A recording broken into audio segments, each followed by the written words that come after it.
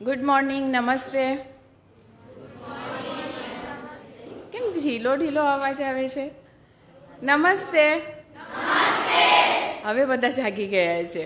2024નો પહેલો બાલ વાર્તાલાપ છે ને આમ ઢીલો ઢીલો અવાજ આવે તો ચાલે? અને કાલે શું છે?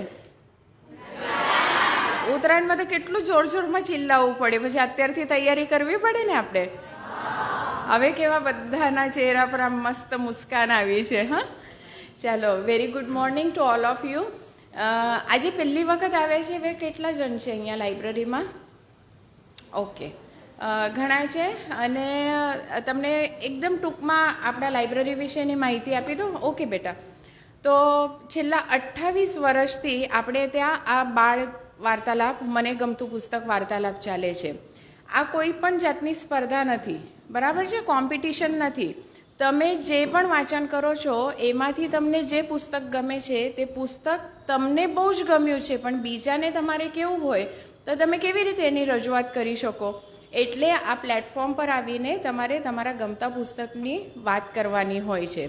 અને અત્યાર સુધી અહીંયા હજારો લોકો આવીને આ આપણા પુસ્તક વિશે, ગમતા પુસ્તક વિશેની વાતો કરીને ગયા છે. અને કદાચ દુનિયાનો આ એક એવો પહેલો જ પ્રોજેક્ટ હશે કે જે 28 વર્ષથી સળંગ ચાલી રહ્યો છે. એટલે કદાચ આપણા બધાના માટે જ આ ખૂબ ગૌરવની વાત છે, બરાબર છે? અને સયાજી લાઇબ્રેરીનું નામ કેવી રીતે પડ્યું ખબર છે? નથી પડ્યું? અહીંયા તમને કોઈકનો યસ, મહારાજા સયાજીરાવ ગાયકવાડ, જે બરોડાના રાજા હતા, તો એમનું ખૂબ સરસ વિઝન હતું કે માણસે આગળ જવું હોય, કંઈક નવું જાણવું હોય, સર્વાંગી વિકાસ થવો જોઈએ, તો વાંચનનું ખૂબ મહત્ત્વ છે. એટલે એમને શું કર્યું હતું કે દરેક ગામમાં, ગુજરાત રાજ્યના દરેક ગામમાં લાઇબ્રેરીઓ ચાલુ કરી હતી. અને તે જમાનામાં તો આટલી બધી, આજથી આ લાઇબ્રેરીને કેટલા વર્ષ થયા છે ખબર છે તમને? કેટલા વર્ષ જૂની છે આ લાઇબ્રેરી?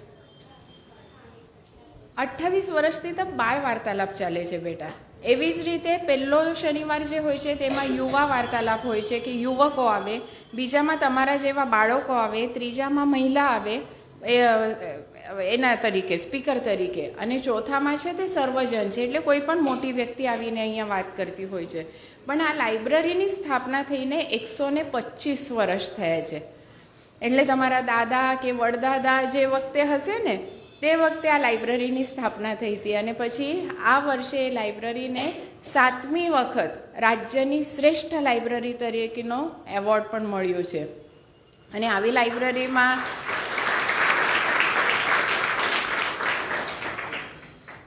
લાઇબ્રેરીમાં આપણે પહેલી વખત આવીએ તો ચાલે? કંઈ વાંધો નહીં. આજે પહેલી વખત આવ્યા છે, પણ હવે કાયમ માટે આવતા રહેજો. કેમ કે 21મી સદી છે ને, તે જ્ઞાનની સદી છે. મોબાઈલમાંથી કે ગૂગલ બાબા તમને ખૂબ બધી માહિતી આપશે, પણ જો તમારે જ્ઞાન મેળવવું હોય, નોલેજ મેળવવું હોય, તો તમારે વાંચવું પડે. અને એટલા માટે આ જે વાંચનના ફાયદા છે તે તમને બીજા જીવનમાં, તમારા શાળામાં કે પેપર લખતી વખતે, પરીક્ષા આપતી વખતે ખૂબ ઉપયોગી થશે. કેમ કે વાંચનથી શું થાય છે ફાયદા? કોણ કહેશે?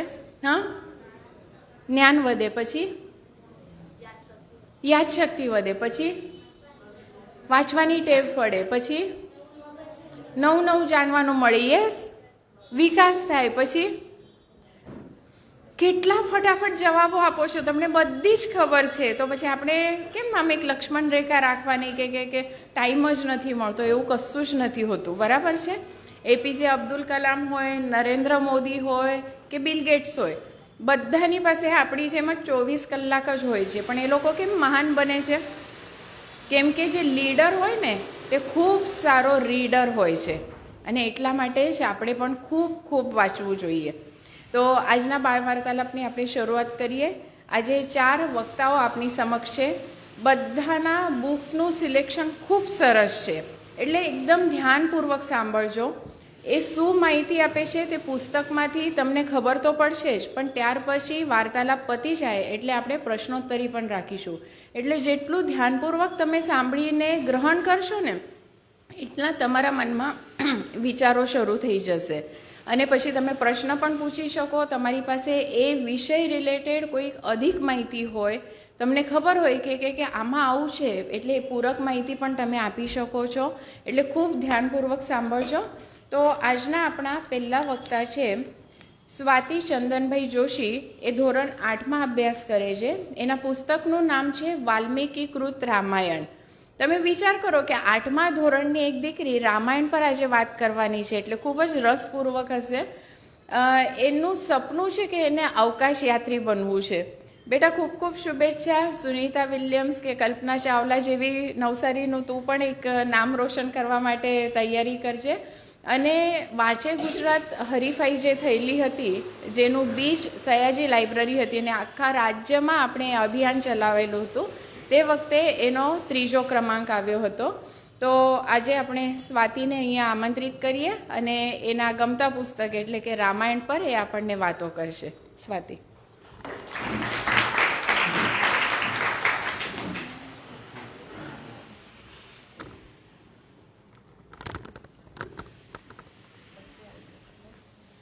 નમસ્કાર મિત્રો, ઉપસ્થિત સ્નેહીજનો.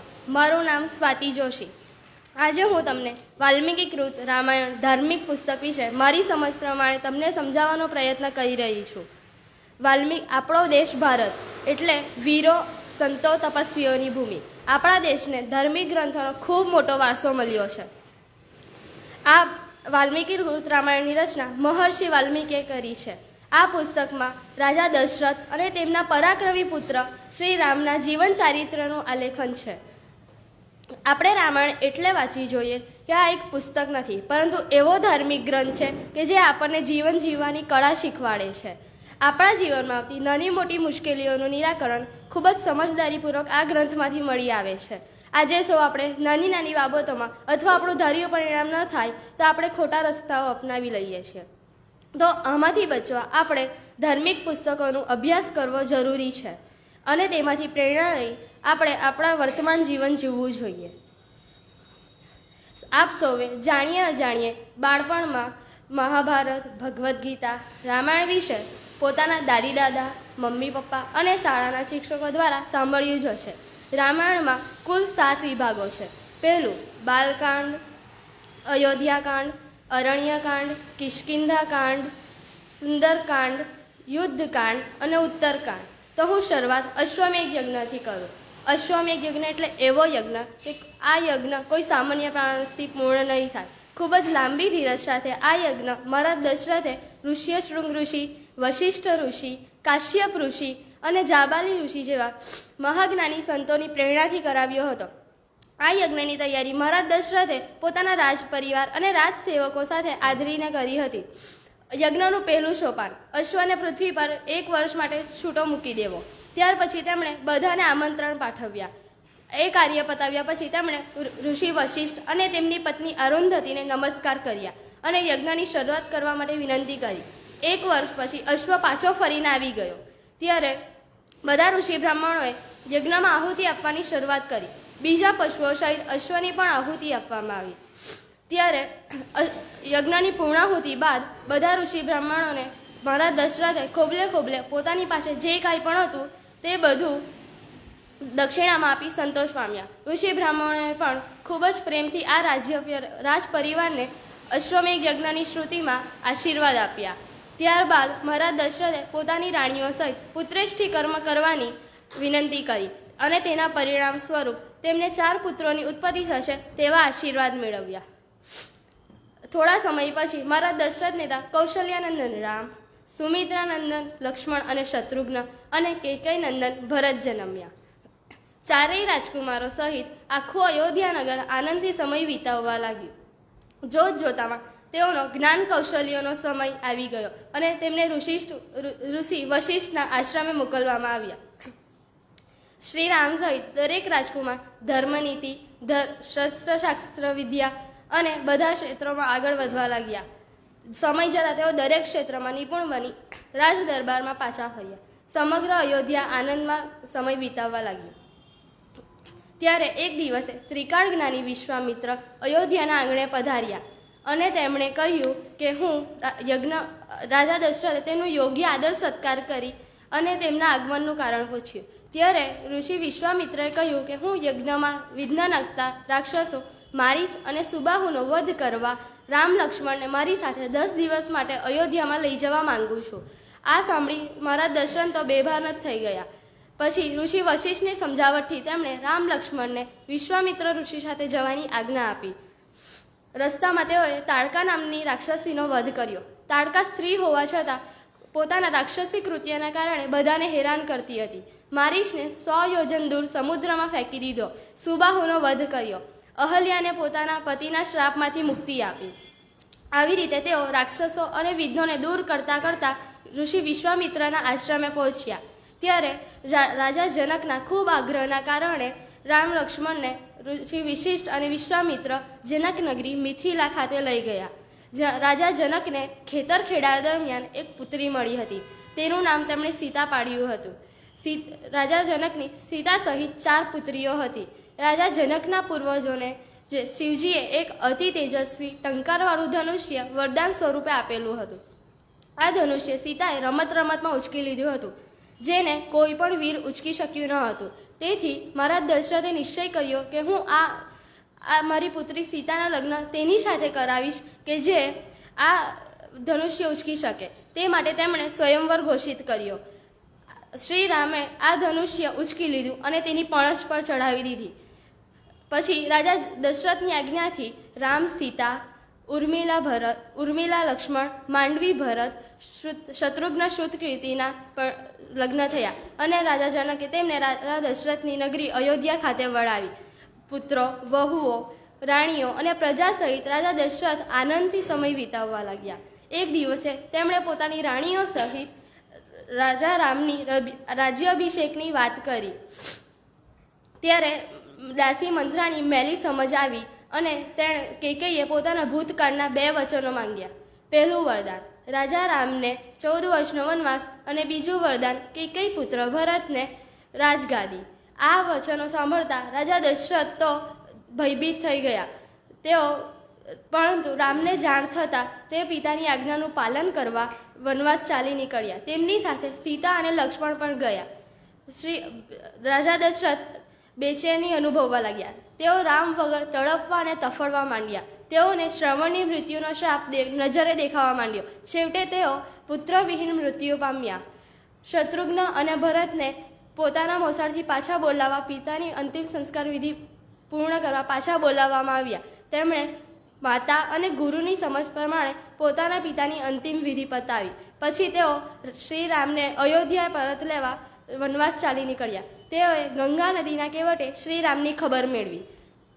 ત્યાર પછી તેઓ ભારદ્વાજ ઋષિના આશ્રમે ગયા. ત્યાંથી તેઓ ફરતા ફરતા ચિત્રકૂટમાં પ્રવેશ્યા. ત્યાં શ્રી રામ અને સીતા સહિત લક્ષ્મણ વનવાસ વિતાવી રહ્યા હતા. ભરતના આગમન સાથે શ્રી રામને પિતાના અવસાનની ખબર મળતા તેઓ મૂર્છિત થઈ ગયા. પછી થોડી સ્વસ્થતા જાળવી તેમણે પોતાની પિતાની તર્પણ વિધિ મંદાકિની નદીના કાંઠે પતાવી. પછી 3 રાણીઓ, વશિષ્ઠ ઋષિ અને ભાઈઓની અતિ આગ્રહ પાછા વળવાની લાગણીને શ્રી રામે ના કહ્યું અને કહ્યું કે માતા પિતાના વચનોનું પાલન કરવું એ મારા માટે વધુ યોગ્ય છે અને હું પાછો અયોધ્યા નહીં વળું એ માટે જણાવ્યું.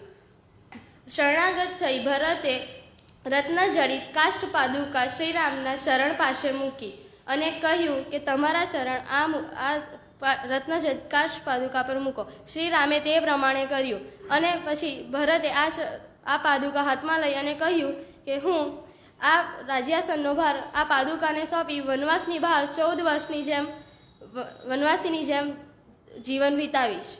આ કહી ભરત સમગ્ર પ્રજા સાથે અયોધ્યા વળ્યા. આ બાજુ શ્રીરામ ચિત્રકૂટ છોડી અત્રિ મુનિના આશ્રમે ગયા. ત્યાંથી તેઓ ઋષિના આશીર્વાદ લઈ દંડકારણ્યમાં પ્રવેશ કરી. સૌથી પહેલે તેમણે વિરદ નામના રાક્ષસનો વધ કર્યો અને તેમને મૂળ ગાંધર્વ રૂપમાં પાછા લાવ્યા. ત્યાર પછી તેઓ શર્ભંગ ઋષિ, સુતીક્ષણ ઋષિ અને અગસ્ત્ય ઋષિના આશ્રમે ગયા. ત્યાંથી તેઓ પંચવટીના રસ્તે પ્રયાણ કર્યું. રસ્તામાં તેઓને પક્ષીરાજ જટાયુ મળ્યો. જટાયુએ તેમની રક્ષા કરવાની જવાબદારી લીધી. તેઓ ગોદાવરી નદીના કિનારે પર્ણકુટી બનાવીને રહેવા લાગ્યા. ત્યાં તેમની મુલાકાત શૂર્પણખા નામની રાક્ષસી સાથે થઈ. શૂર્પણખા શ્રી રામને જોઈ તેમના પર મોહિત થઈ ગઈ. શૂર્પણખાએ શ્રી રામ પાસે પોતાના લગ્નનો પ્રસ્તાવ મૂક્યો. શ્રી રામની ના સાંભળતા આ રાક્ષસી લક્ષ્મણ પાસે યાચના કરવા લાગી. લક્ષ્મણની મશ્કરી સાંભળતા આ સીતા તરફ વધવા લાગી. લક્ષ્મણે તેના નાક કાન વીંધી નાખ્યા. ઉશ્કેરાયેલી બહેન પોતાના ભાઈઓ સમક્ષ ગઈ. તે રાવણ, કુંભકર્ણ, વિભીષણ, ખર અને દૂષણની બહેન હતી. તેણે રાવણ પોતાના 2 ભાઈઓના મોતના સમાચાર સાંભળી ગુસ્સાથી લારચોળ થઈ ગયો અને રામ વિશે વધુ માહિતી મેળવવા લાગ્યો. તે સીતાનું અપહરણ કરવા માટે પોતાના ભાણેજ મારીચને સુવર્ણ મૃગ બની પંચવટીના જંગલોમાં મોકલ્યો. ફૂલ વીણતી સીતાએ રામ લક્ષ્મણને આ હરણનો શિકાર કરવા માટે કહ્યું. જીવતું નહીં તો મૃત પણ જોઈએ જ. આવી જીદના કારણે શ્રી રામ એ હરણનો શિકાર કરવા નીકળી પડ્યા. બહુ સમય વીતી ગયો પણ શ્રી રામ પાછા ના આવતા લક્ષ્મણે પર્ણકુટીની બહાર લક્ષ્મણ રેખા દોરી શ્રી રામને શોધવા ગયા. લક્ષ્મણ આ બાજુ લંકાપતિ રાવણ થોડી જ મિનિટોમાં સાધુનો વેશ ધારણ કરી પર્ણકુટીની બહાર આવ્યો અને સીતા તેમને ભિક્ષા આપવા બહાર આવ્યા. ત્યારે આ રાવણે સીતાનું હરણ કરી આકાશ માર્ગે લઈ જવા માંડ્યો. જટાયુ તેમની રક્ષા કરવાના પ્રયત્નો કરતા રાવણે તેની પાંખો કાપી નાખી અને તેમને છેવટે લંકાના અશોક વન ખાતે રાક્ષસીઓના પહેરામાં રાખી. આ બાજુ રામ લક્ષ્મણ હરણનો શિકાર કરી પર્ણકુટી પાસે આવ્યા અને સીતાને પોકાર્યો. કશો જવાબ ન મળતા તેમને અશુભ સમય અનુભવવા લાગ્યા. તેઓ પર્ણકુટીમાં જોતા સીતા ન દેખાતા તેઓ બંને ભાઈઓ સીતાજીને શોધવા નીકળી પડ્યા. ત્યાં તો તેમને જટાયુ લોહીના ખાબોચિયામાં દેખાયો અને જટાયુ પાસેથી જાણ થઈ કે રાવણે સીતાજીનું હરણ કર્યું છે. તેઓ આગળ વધ્યા. ત્યાં તેમને કટંબ નામનો વ્યક્તિ મળ્યો. તેમની પાસે રાવણની માહિતી માંગી પણ તેમણે વાનરોનો રાજા સુગ્રીવને મળવા કહ્યું અને તેમની સાથે મિત્રતા કરવા કહ્યું. રાવણે શ્રી રામ સુગ્રીવને મળ્યા. ત્યાંથી તેઓ આગળ પંપા સરોવર કાંઠે ગયા. ત્યાં તો વૃદ્ધ શબરી તેમના એઠા બોર વડે સ્વાગત કરી રહી હતી અને તેમને એઠા બોર ખવડાવી આનંદિત થઈ. ત્યાંથી આગળ શ્રી રામ સુગ્રીવના મંત્રી શ્રી હનુમાનજીને મળ્યા. ત્યાં સાથોસાથ નલ અને નીલ વાનરોનો પણ સાથ મળ્યો. સુગ્રીવે પોતાના મુખ્ય સેનાપતિઓ હનુમાન, જામવંત, વાલીને રાવણનું નિવાસ સ્થાન શોધવા ચારેય દિશાઓમાં મોકલ્યા.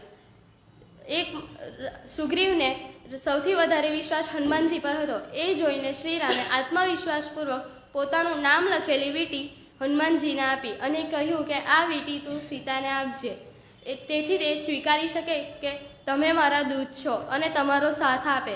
એ બધા વાનરો રાવણનું નિવાસ સ્થાન શોધવા નીકળી પડ્યા.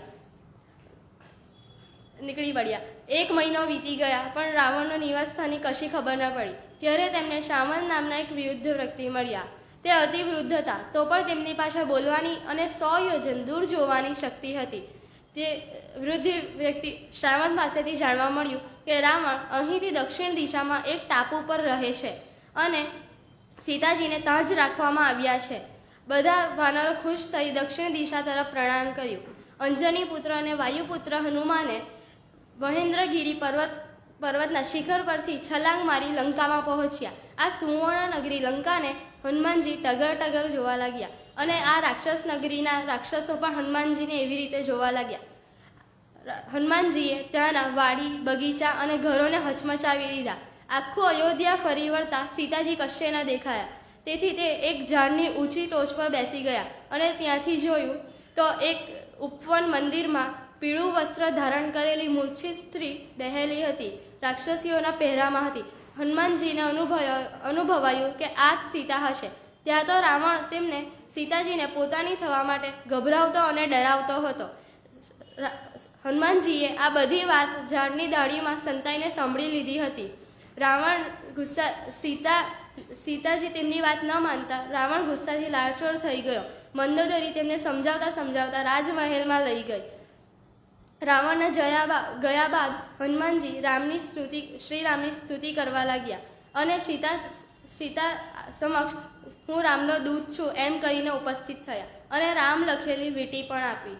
આ વીંટી જોતા સીતાજી ખુશ થઈ ગયા અને સીતાજી મળ્યા છે એવા સમાચાર આપવા તેઓ હનુમાનજી લંકાથી પરત થયા. શ્રી રામ સીતાજી મળ્યા છે એના સમાચાર સાંભળી આનંદિત થઈ ગયા. નાની એવી ખિસકોલીથી માંડીને મોટા યોદ્ધાઓ પણ શ્રી રામને સીતાજીને લંકાથી પરત લાવવામાં મદદ કરતા હતા. શ્રી રામે સમુદ્રદેવને પ્રાર્થના કરી રામ સેતુ નામનો પુલ બનાવ્યો અને લંકા પહોંચ્યા. ત્યાં રાવણ સાથે ભીષણ યુદ્ધ થયું. રાવણનો ભાઈ કુંભકર્ણ રાવણના પડખે હતો, પણ તેનો ધર્મપ્રિય ભાઈ વિભીષણ શ્રી રામની શરણે આવી ગયો હતો. શ્રી રામે રાવણને યુદ્ધમાં પરાજિત કર્યું અને સીતાજીને મુક્ત કર્યા. શ્રી રામ પોતાના વનવાસના સમય વિતાવી અયોધ્યા પરત થયા. તેઓએ રાજ્યાસન સ્વીકાર્યું અને ભરતને ઉત્તરાધિકારી તરીકે નિમ્યા. હમણાં તાજેતરમાં 22/1/24 સોમવારે સમગ્ર વિશ્વમાં ભારત દેશમાં રામ જન્મભૂમિ અયોધ્યા ખાતે શ્રી રામ મંદિરની પ્રાણ પ્રતિષ્ઠા આપણા PM શ્રી નરેન્દ્રભાઈ મોદીના હસ્તે થનાર છે. તો આપણા સૌને ભાવભીનું આમંત્રણ મળી જ ગયું છે. તો ચાલો આપણે સૌ આમાં સહભાગી બનીને એક સુરે ગાઈએ. राम आएंगे तो अंगना सजाएंगे, राम आएंगे तो अंगना सजाएंगे, दीप जला के दिवाली हम मनाएंगे, दीप जला के दिवाली हम मनाएंगे, मेरे जन्म के सारे पाप मिट जाएंगे, राम आएंगे, मेरे झोपड़ी के भाग आज खुल जाएंगे, राम आएंगे, राम आएंगे तो अंगना सजाएंगे, दीप जला के दिवाली हम मनाएंगे, जय श्री राम. મને આટલું સરસ માર્ગદર્શન આપવા બદલ હું મારા શાળાના આચાર્ય શ્રી શ્વેતાબેન દેસાઈ અને શાળાના શિક્ષક જ્યોતિબેન અને સર્વ શિક્ષકોનો આભાર માનું છું. અને મને આ લાઇબ્રેરીના પ્લેટફોર્મ પર આવવાનો મોકો મળ્યો એ માટે હું આયોજકોને પણ ખૂબ જ આભારી છું. અસ્તુ.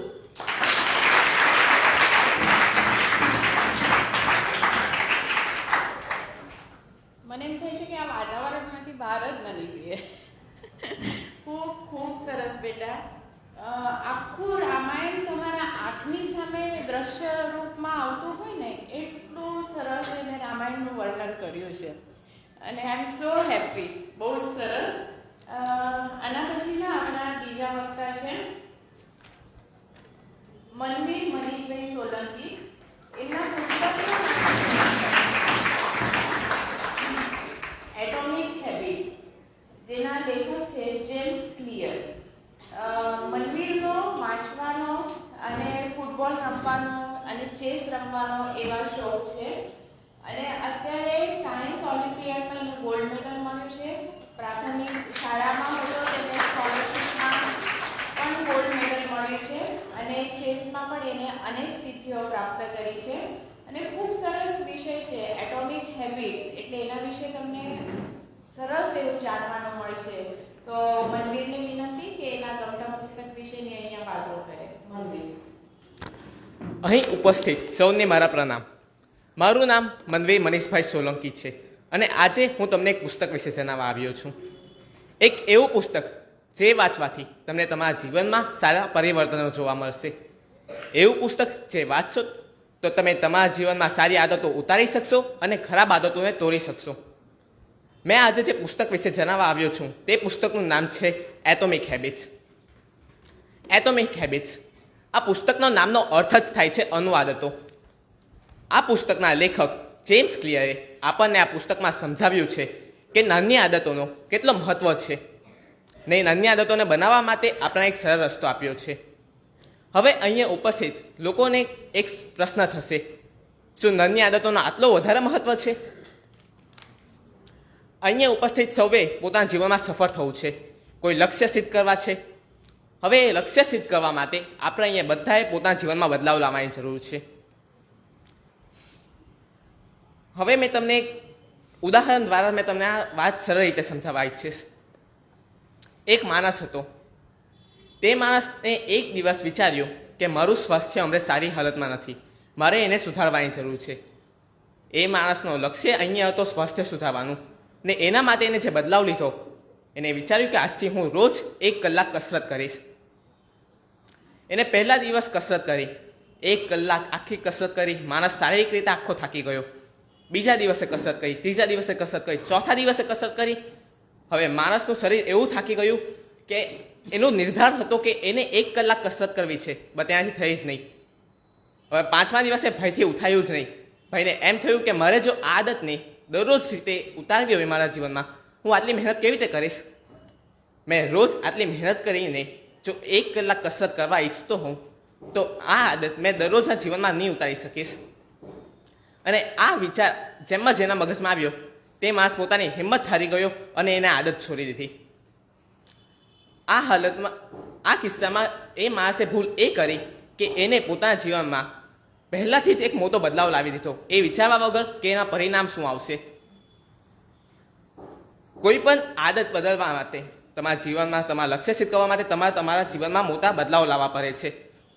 પરંતુ જો તમે તમારા જીવનમાં સંપૂર્ણ રીતે કોઈ મોટો બદલાવ લઈ આવો તો તમારું જીવન એના સાથે અસ્થિર થઈ જાય છે. જો તમારે તમારા જીવનમાં કોઈ મોટો બદલાવ લાવવો હોય તો એના માટે એક રસ્તો છે, ને રસ્તો છે તે જ નાની આદતો અને પરિવર્તનોનો બનેલો છે. આ જ મહત્વ છે નાની આદતોનું. એ મોટા બદલાવો નથી જે તમને તમારા જીવનમાં તમારા લક્ષ્ય સિદ્ધ કરવા માટે જોઈએ છે, પણ એ બદલાવ છે જે તમને મોટા બદલાવ લાવવા માટે રસ્તો બનાવે છે. આ વાત આપણે સમજી ગયા કે નાની આદતોનો કેમ આટલો મહત્વ છે. પણ આ નાની આદતો બનાવી કેવી રીતે?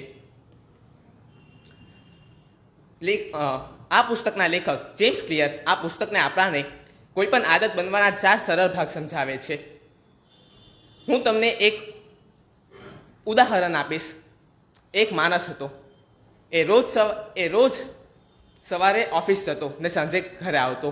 હવે એ માણસને એક ખૂબ જ ખરાબ આદત હતી. એ સવારે ઉઠતો, તૈયાર થતો, ઓફિસ જવા માટે પહેલાં એ ચાય પીતો, ઓફિસ જતો, પાછો ચાય પીતો, બપોરે ખાવા બેસતો, પાછો 1 કપ ચાય પીતો, સાંજે ઘરે જવા માટે નીકળતો, પાછો 1 કપ ચાય પીતો, હવે ઘરે પહોંચતો, હજુ 1 કપ ચાય પીતો. હવે આ જે એનું શિડ્યુલ હતું તે એને ઘણા વર્ષો સુધી ચલાવી રાખ્યું. હવે એક દિવસે એ ડૉક્ટર પાસે પોતાનું સ્વાસ્થ્ય ચેક કરવા ગયો અને ત્યાં એને ડૉક્ટરે જણાવ્યું કે ભાઈ, તું તો ડાયાબિટીસથી પીડિત થઈ ગયો છે, તારા જીવનમાં ખૂબ જ તકલીફો આવવાની છે, તું ચાય પીવાનું છોડી દે, નહીં તો તારું મૃત્યુ તો પાક્કું છે. હવે એ માણસ એ વાત સાંભળી, એનું હૃદય પરિવર્તન થઈ ગયું. એને વિચાર્યું કે હવે તો મારે ચાય છોડવી જ પડશે. એ રાત્રે ઘરે ગયો અને ઊંઘી ગયો. બીજા સવારે ઉઠ્યો, તૈયાર થયો, નીચે ગયો, એને જોયું કે એની પત્નીએ તો પહેલાંથી જ ચાય બનાવી મૂકી છે. એ માણસના મગજમાં એક સંકેત આવ્યો કે ચાય પીવી છે, પણ પછી ફરી એકવાર એ વાત યાદ આવી ગઈ કે એને તો નિર્ધાર લીધો છે કે એને ચાય છોડી દેવી છે. એ ત્યાંથી હવે એની પત્નીએ કીધું કે આ ચાય કોઈ બીજાને પીવડાવી દે છે. એ ત્યાંથી ઘરથી નીકળ્યો, ઓફિસે ગયો. ઓફિસે ગઈને ટેબલ પર જોયું, ફરી 1 કપ ચાય મોકલી હતી. એ માણસે વિચાર્યું, અરે ચાય તો હું પીવાનું છોડી દીધું છું, ચાયવાલાને કહેવાનું રહી ગયું છે, બપોર આવે ત્યારે હું એને જણાવી દઈશ. હવે બપોરે ચાયવાલો ફરી આવ્યો, એને 1 કપ ચાય આપી. માણસે વિચાર્યું કે આને કહી દે અમરે. એ માણસે એને જણાવ્યું, ભાઈ મેં ચાય પીવાની છોડી દીધી છે, આજથી મને તું ચાય આપતો નહીં. હવે ચાયવાલાને એ માણસે જણાવ્યું, બટ ચાયવાલાનું ધ્યાન તે સમયે ત્યાં ન હતું. એટલે એ ચાયવાલોએ એની વાત સાંભળી નહીં હશે, એવું થઈ શકે. એટલે એ પછી જ્યારે સાંજે પાછો ચાયવાલો 1 કપ ચાય મૂકી. હવે જે માણસ હતો તેના દિલમાં આટલા ભાર સંકેતો મળવાય તે એક ઈચ્છા અનુભવાઈ કે આજે તો ચાય હવે પીએ જ લઈએ. 1 કપ ચાય પીવાથી શું બગડી જવાનું છે? કોઈ પણ આદત બનવાના પ્રથમ ને દ્વિતીય સ્તર આ જ છે. તમારા મગજે સંકેતો મળવા ને એ સંકેતોથી તમારા મગજને એક ઈચ્છા બનવી, એક ચાહ અનુભવી, જેને આપણે તૃષ્ણા કહીએ છીએ. હવે એ માણસને આખા દિવસ આટલા સંકેતો મળ્યા એના દિલના અંદર એક ઈચ્છા અનુભવાય કે એક કપ ચાય પીવાથી શું બગડી જવાનું છે. એને ખૂબ પ્રયાસ કર્યા ચાય ન પીવી, અને છેલ્લે એને વિચાર્યું કે અહીંયા ચાય ન પીએ, હવે ઘરે જઈએ. ઘરે ગયો, ભાઈ જોયું કે એની પત્નીએ હજુ એક કપ ચાય બનાવી મૂકી છે. એની પત્ની ભૂલી ગઈ હશે કે એ તો ચાય પીવાનું છોડી દીધું છે. હવે ભયથી પોતાના ઈચ્છા ઉપર કાબુ ન રખાયો અને એ ભાઈએ કપ ચાય પી લીધી. અહીંયા શું થયું? ભાઈની જે તૃષ્ણા હતી, જે એની ઈચ્છા હતી ચાય પીવાની, તેને પૂરી કરવા માટે એ માસે જે પ્રતિભાવ આપ્યો. પ્રતિભાવ આપવા પછી એનો મગજની ભૂલ હતી, કારણ કે એના મગજે વિચાર્યું કે એક કપ ચાય પીવાથી શું બગડી જવાનું છે. આ જ છે ત્રીજો સ્તર કોઈ પણ આદત બનવાનો. તમામ મગજોને સંકેત મળે છે, એનાથી તમામ મગજને એક ઈચ્છા બને છે. એ ઈચ્છાને પૂરી કરે જ્યારે તમારું શરીર એને પ્રતિભાવ આપે છે, ત્યારે તમને એક પુરસ્કાર મળે છે, જે આ કિસ્સામાં ચાય પીવાથી માણસને સંતોષ મળ્યો. હવે એ જ સમયે એનો જે નિર્ધાર હતો તે તો તૂટી જ ગયો અને એને પાછી ચાય પીવાની શરૂ કરી દીધી. હવે અહીંયા એને ભૂલ શું કરી? અહીંયા એને ભૂલ એ કરી કે એને જે સંકેતો મળતા હતા તેને રોક્યા નહીં. હવે આ 4 સ્તર છે: સંકેત, તૃષ્ણા, પ્રતિભાવ અને પુરસ્કાર. આ માણસથી તો પોતાનો નિર્ધાર રખાયો નહીં, પણ જો તમે આ સંકેતો, તૃષ્ણા, પ્રતિભાવ અને પુરસ્કારને તમારા નિયંત્રણના અંદર રાખો તો તમે કોઈ પણ આદત બનાવી શકો. આ ચાર વસ્તુને તમારા નિયંત્રણ હેઠળ રાખવા માટે લેખક જેમ્સ ક્લિયર આપણાને 4 સરળ નિયમ સમજાવે છે. પહેલું, તમારે જે આદત બનાવી છે તેને સ્પષ્ટ બનાવો. હું તમને અહીંયા ભણનારા લોકોને એમ થતું હશે કે મારે હવે પુસ્તક વાંચવાની આદત રાખવી છે. એના માટે હું તમને એક સરળ ઉદાહરણ આપું.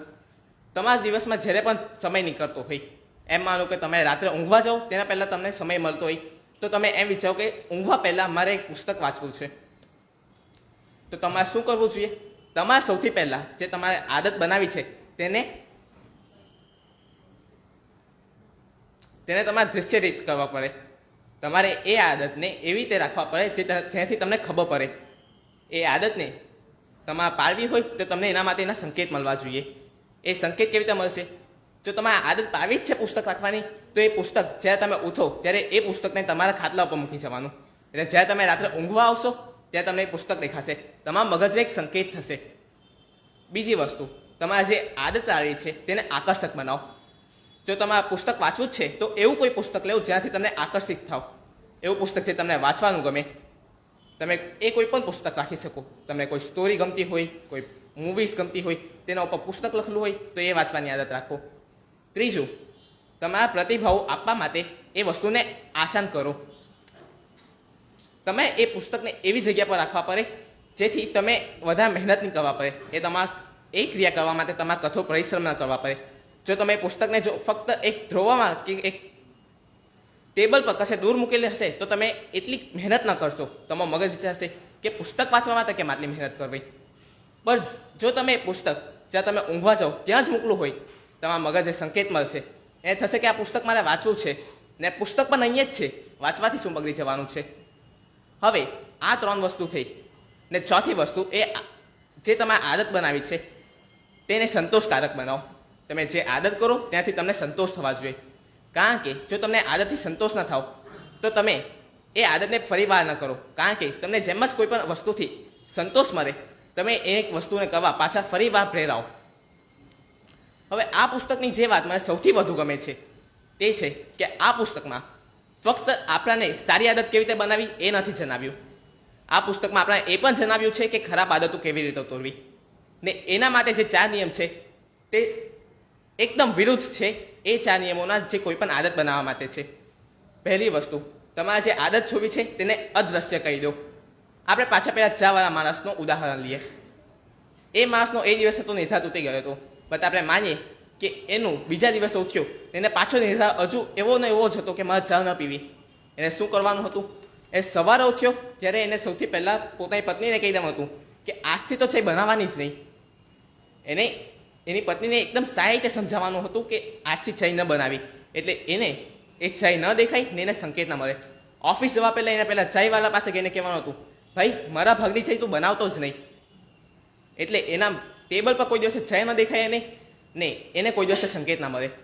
હવે ભાઈ ઓફિસે જ ગયો, ઓફિસે એને કામ કર્યું, બપોર માણસનું મગજ થાક્યું કે હવે તો ચા પીવી પડશે, મારે કામ કરવું છે, કામ કરવા માટે તો મારે ચા જોશે જ. હવે માણસને એવો ભય થયો કે જો મેં ફરી એકવાર ચા પીધી તો મને ફરી એકવાર આદત લાગી જશે.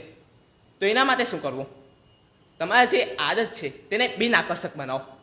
એ માણસે ચા પીવાની હતી, કેમ? કારણ કે એને કામ કરવું હતું. પરંતુ જો એક માણસ બસ પોતાના કામ કરવા માટે ચા પીવા ઈચ્છતો હતો તો એને ચાવાળા કહેવું હતું કે આમાં ખાંડ ન લગતો ભાઈ, મારે ખાંડ વગરની છે તો એમ પણ નહીં ગમશે. એનું મગજ વિચારશે કે આ વસ્તુ કરવાથી શું આનંદ મળવાનો છે મને. એટલે તમે આદતને બિન આકર્ષક બનાવો. એટલે હવે એ માણસને જ્યાં સુધી ચા પીવાની જરૂર ન હોય ત્યાં સુધી ચા ન પીશે. ત્રીજી વસ્તુ, એ આદતને કઠિન બનાવો. એ માણસે એમ વિચારવાનું હતું કે આજથી ચા પીવાનું એવું કઠિન બનાવી દેમ કે મારે ચા પીવાની ઈચ્છા જ ન થઈ. મારું મગજ વિચારે કે આટલી મહેનત કેમ કરવી એક કપ ચા માટે. એ માણસે એ માટે ઘણી બધી વસ્તુ કહી શકતો હતો. જેમ કે એને એક એવો નિર્ધાર રાખી શકતો હતો કે જ્યારે પણ મારે ચા પીવી હોય એ પહેલાં હું મારા ડૉક્ટરને કોલ કરીને એકવાર પૂછીશ કે મેં એક ચા પી શકું. એક કોલ કરવાની વાત તો છોડું, એ વિચારશે ને તેમ જ ચા પીવાનું છોડી દેશે. કેમ? એનું મગજ વિચારશે કે એક કપ ચા માટે આટલી મહેનત કેમ કરું હું. ચોથી વસ્તુ, એ આદતને અસંતોષકારક બનાવો. જો એ માણસને ચા પીવાથી સંતોષ મળતો જ ન હોય તો એ માણસ એ કામને ફરી વાર કરશે જ નહીં. કારણ કે જો તમને કોઈ આદતથી સંતોષ મળતો હોય તો જ તમે એ કાર્યને કરવા પાછા પ્રેરાવો. અને આવી રીતે એ માણસ પોતાની ચા પીવાની આદતને છોડી શકતો હતો. એમ તો આ પુસ્તકમાં હજુ પણ ઘણી બધી વસ્તુઓ સમજાવવામાં આવી છે, પરંતુ આ ચાર મૂળ નિયમો કોઈ પણ આદત બનાવવા માટેના ને બીજા 4 મૂળ નિયમ આદત છોડવા માટેના, આ 8 નિયમો ઉપર આ પુસ્તક લખવામાં આવ્યું છે. આ પુસ્તકમાં હજુ પણ ઘણી બધી વાત જણાવવામાં આવી છે, પરંતુ સમય ઓછો હોવાના રીતે હું તમને જણાવી ન શકીશ. હવે તમને એમ થશે કે મેં તો તમને પુસ્તક વિશે જણાવી દીધું, વાંચવાનો શું અર્થ? આ પુસ્તક તમે એકવાર વાંચશો ને તમને તમારા જીવનમાં પરિવર્તન જોવા મળશે. કેવી રીતે? પુસ્તક વાંચવાની એક આદત છે. જેમ અમને જણાવ્યું મેડમે કે પુસ્તક વાંચવાથી તમારા જીવનમાં ઘણા બધા પરિવર્તનો આવે છે. તમને વાંચવાની આદત પડે છે, તમારા મગજને યાદશક્તિ વધે છે, તમને પરીક્ષામાં મદદ મળે છે, તમને જ્ઞાન મળે છે. તેમજ પુસ્તક વાંચવાથી તમારા જે સ્વભાવ હોય તે પણ સુધરે છે. આ પુસ્તકમાં જે તમને મેં વાત જણાવી તે બસ ઉપરથી મેં તમને વાત જણાવી છે. આ નિયમોને કેવી રીતે જીવનમાં ઉતારવા તેના માટે પણ ઘણી બધી વાત આ પુસ્તકમાં જણાવવામાં આવી છે. અને હું તમને સૌને એકવાર વિનંતી કરીશ કે આ પુસ્તક એકવાર વાંચી જજો. હું તમને એટલો મારો ભરોસો આપું કે તમે આ પુસ્તક વાંચી તેનો તમને કોઈ દિવસે અફસોસ ન થશે. અહીંયા મારા શાળા દ્વારા ને સયાજી વૈભવ લાઇબ્રેરી દ્વારા મને મોકો આપ્યો તે માટે હું તેમનો આભાર માનીશ. ને તમને સૌને અહીંયા આવીને મારી વાત સાંભળવા માટે અને હોઈ શકે તો આ પુસ્તક વાંચવા માટે હું તમારા સૌનો આભાર માનું. જય હિન્દ, જય ભારત.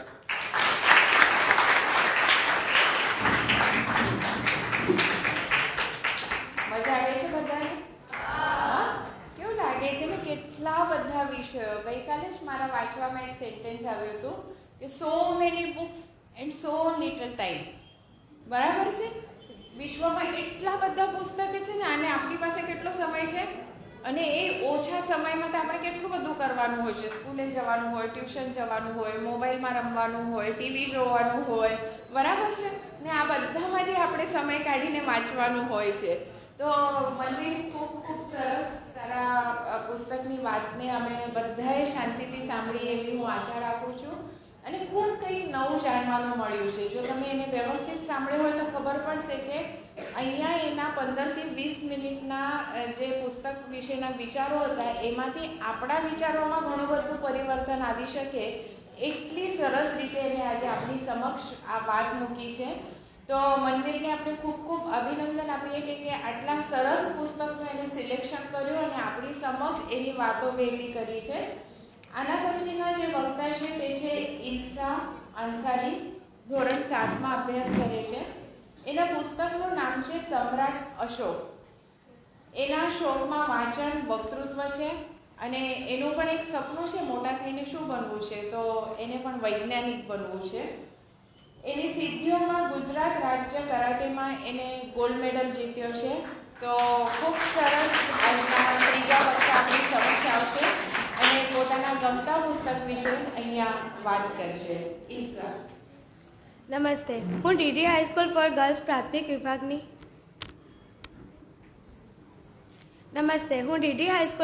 પ્રાથમિક વિભાગની ધોરણ 7ની વિદ્યાર્થી છું. મારું નામ ઈર્ષા ઇન્તેખાબ આલમ અંસારી છે અને મેં આજે બાળ વાર્તાલાપમાં ભાગ લીધો છે અને મારી પુસ્તકનું નામ છે ચક્રવર્તી સમ્રાટ અશોક. મેં આ પુસ્તક એટલા માટે પસંદ કર્યું છે કારણ કે મેં જ્યારે સમ્રાટ અશોક વિશે વાંચ્યું ત્યારે એ પહેલાં રાજા હતા અને એ રાજા પરથી સાધુ બન્યા અને એમાં ઘણા બધા પરિવર્તન થયા. એ પરિવર્તન મને સ્પર્શી ગયા. તો ચાલો આ ચક્રવર્તી સમ્રાટ અશોક વિશે આપણે કંઈક જાણીએ. તો ચક્રવર્તી સમ્રાટનો જન્મ ઈસવીસન પૂર્વે 273માં થયો હતો અને એમનું મૃત્યુ ઈસવીસન પૂર્વે 234માં થયો હતો. બાપ કરતા બેટા સવાયા. પાટલીપુત્ર નરેશ બિંદુસારનો પુત્ર અને મૌર્ય સમ્રાટ ચંદ્રગુપ્તનો પ્રપુત્ર અશોક ઇતિહાસમાં મહાન ચક્રવર્તી રાજા તરીકે ઓળખાય છે. રાજા બિંદુસારે પાટલીપુત્રની ગાદી પરથી વિદાય લીધી. તેમના અવસાન પછી તે ગાદીના 2 દાવેદાર હતા. એક તો પાટલી રાજકુમાર સુમન અને બીજું કુમાર અશોક. એમ જોવા જઈએ તો સિંહાસન પર હક તો પાટવી રાજકુમાર સુમનનો જ લાગે, પરંતુ લોકોની લાગણી અને મોટાભાગના મંત્રી એમ વિચારતા હતા કે કુમાર અશોક રાજ સિંહાસન પર બેઠે અને એને મહારાજા બનાવાય એવી એમની આકાંક્ષા હતી.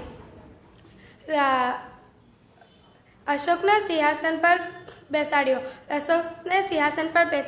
પછી પ્રજાના હર્ષોલ્લાસ છવાઈ ગયો. કહેવાય છે કે મોરના ઈંડા ચિતરવા ન પડે. બાળપણથી જ પિતાની સાથે રહી રાજ્ય કારભારના પાઠો ભણ્યા. પહેલાં એ સિંહાસન પર બેસ્યા પછી તેમણે રાજ્યમાં સૌ પહેલાં તેમણે શાંતિ લાવવાનું કાર્ય કર્યું. એક સમ્રાટ અશોક તે ખૂબ ધીરજવાન હતા. એ જાણતા હતા કે રાજ્યમાં શાંતિ અને ભાઈચારાનો અભાવ રહેશે તો રાજ્યમાં ઘણી પ્રગતિ થશે.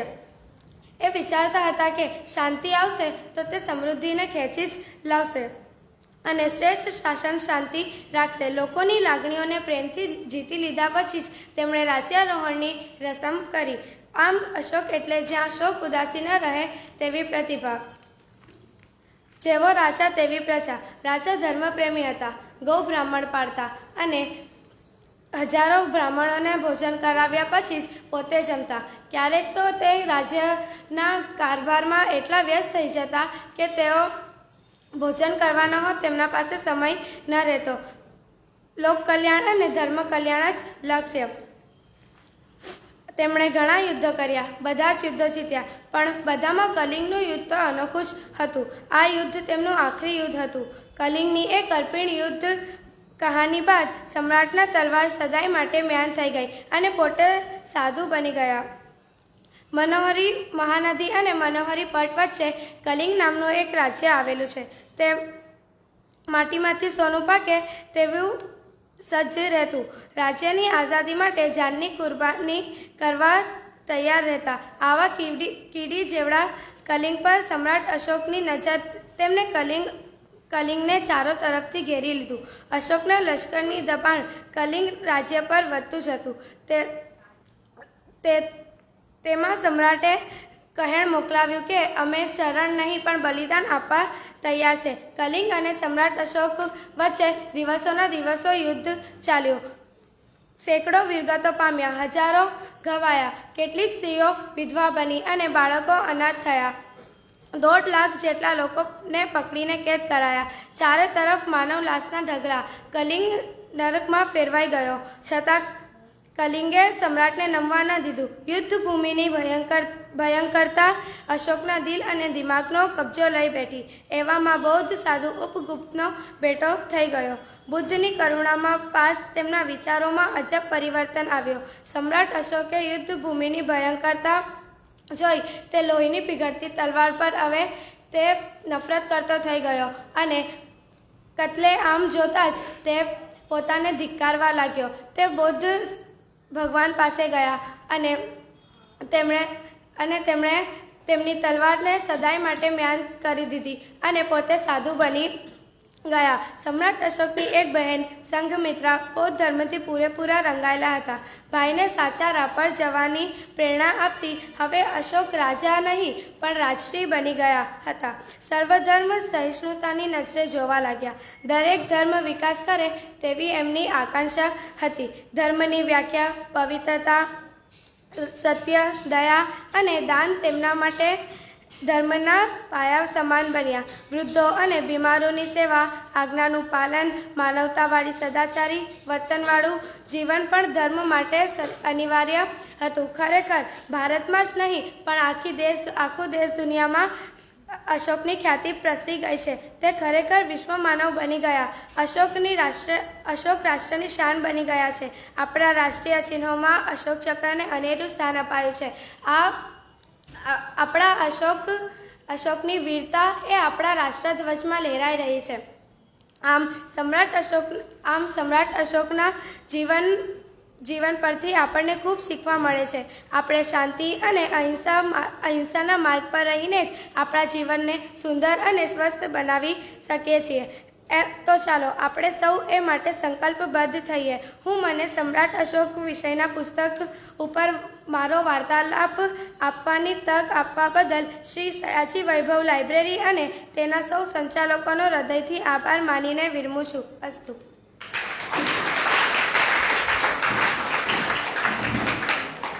ખૂબ સરસ દીક્ષા. સમ્રાટ અશોકની આપણે વાત સાંભળી છે અને અહીંયા છે ને લાઇબ્રેરીના તક આપીને આભાર માનવાની કંઈ જ જરૂર નથી. આ પ્લેટફોર્મ જ તમારા માટે છે બેટા.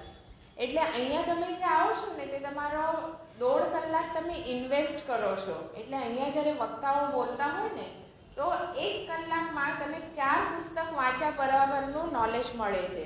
એટલે જે કોઈક અંદર વાતો કરતા હશે ને તો એ કમસે કમ પોતે ડિસ્ટર્બ થાય છે પણ તમે બીજાને તો ડિસ્ટર્બ નહીં કરો. જેમને સાંભળવા માટે આવ્યા છે તો અહીંયા આવે તે બધા જ વિદ્યાર્થીઓએ આ ખાસ ધ્યાન રાખજો કે અહીંયા આવીને બોલશો ને તો ખબર પડશે તમને કે આની પાછળ કેટલી મહેનત હોય છે બેટા. બરાબર છે? એટલે બીજાને તો ના જ ડિસ્ટર્બ કરો. આના પછીના આપણા ચોથા વક્તા છે. એમનું નામ છે દેવ પટેલ. ધોરણ 12માં અભ્યાસ કરે છે. પુસ્તકનું નામ છે વૃક્ષમાં બીજ તું. લેખક છે સંજીવ શાહ. એમના શોધમાં વાંચન, સંગીત, રમતગમત છે. બેન્કિંગ વિથ ફાઇનાન્સમાં એમને ઇન્ટરેસ્ટ છે એટલે કદાચ ભવિષ્યમાં એ તરફ જ એમનો વધુ અભ્યાસ કરશે. બાસ્કેટબોલ અને ખેલો ઇન્ડિયા ચેમ્પિયન તેમજ વક્તૃત્વ સ્પર્ધામાં પણ એમના અત્યાર સુધી ઘણા નંબર આવી ચૂક્યા છે. તો આપણું ચોથું પુસ્તક અને છેલ્લા આપણા વક્તા આપણી સમક્ષ એમના ગમતા પુસ્તક વિશેની વાતો કરશે. આપણે સૌ શાંતિથી સાંભળીશું અને ત્યાર પછી પ્રશ્નોત્તરી અને પૂરક માહિતીને આપણી પાસે પૂરતો અવકાશ છે. દેવ.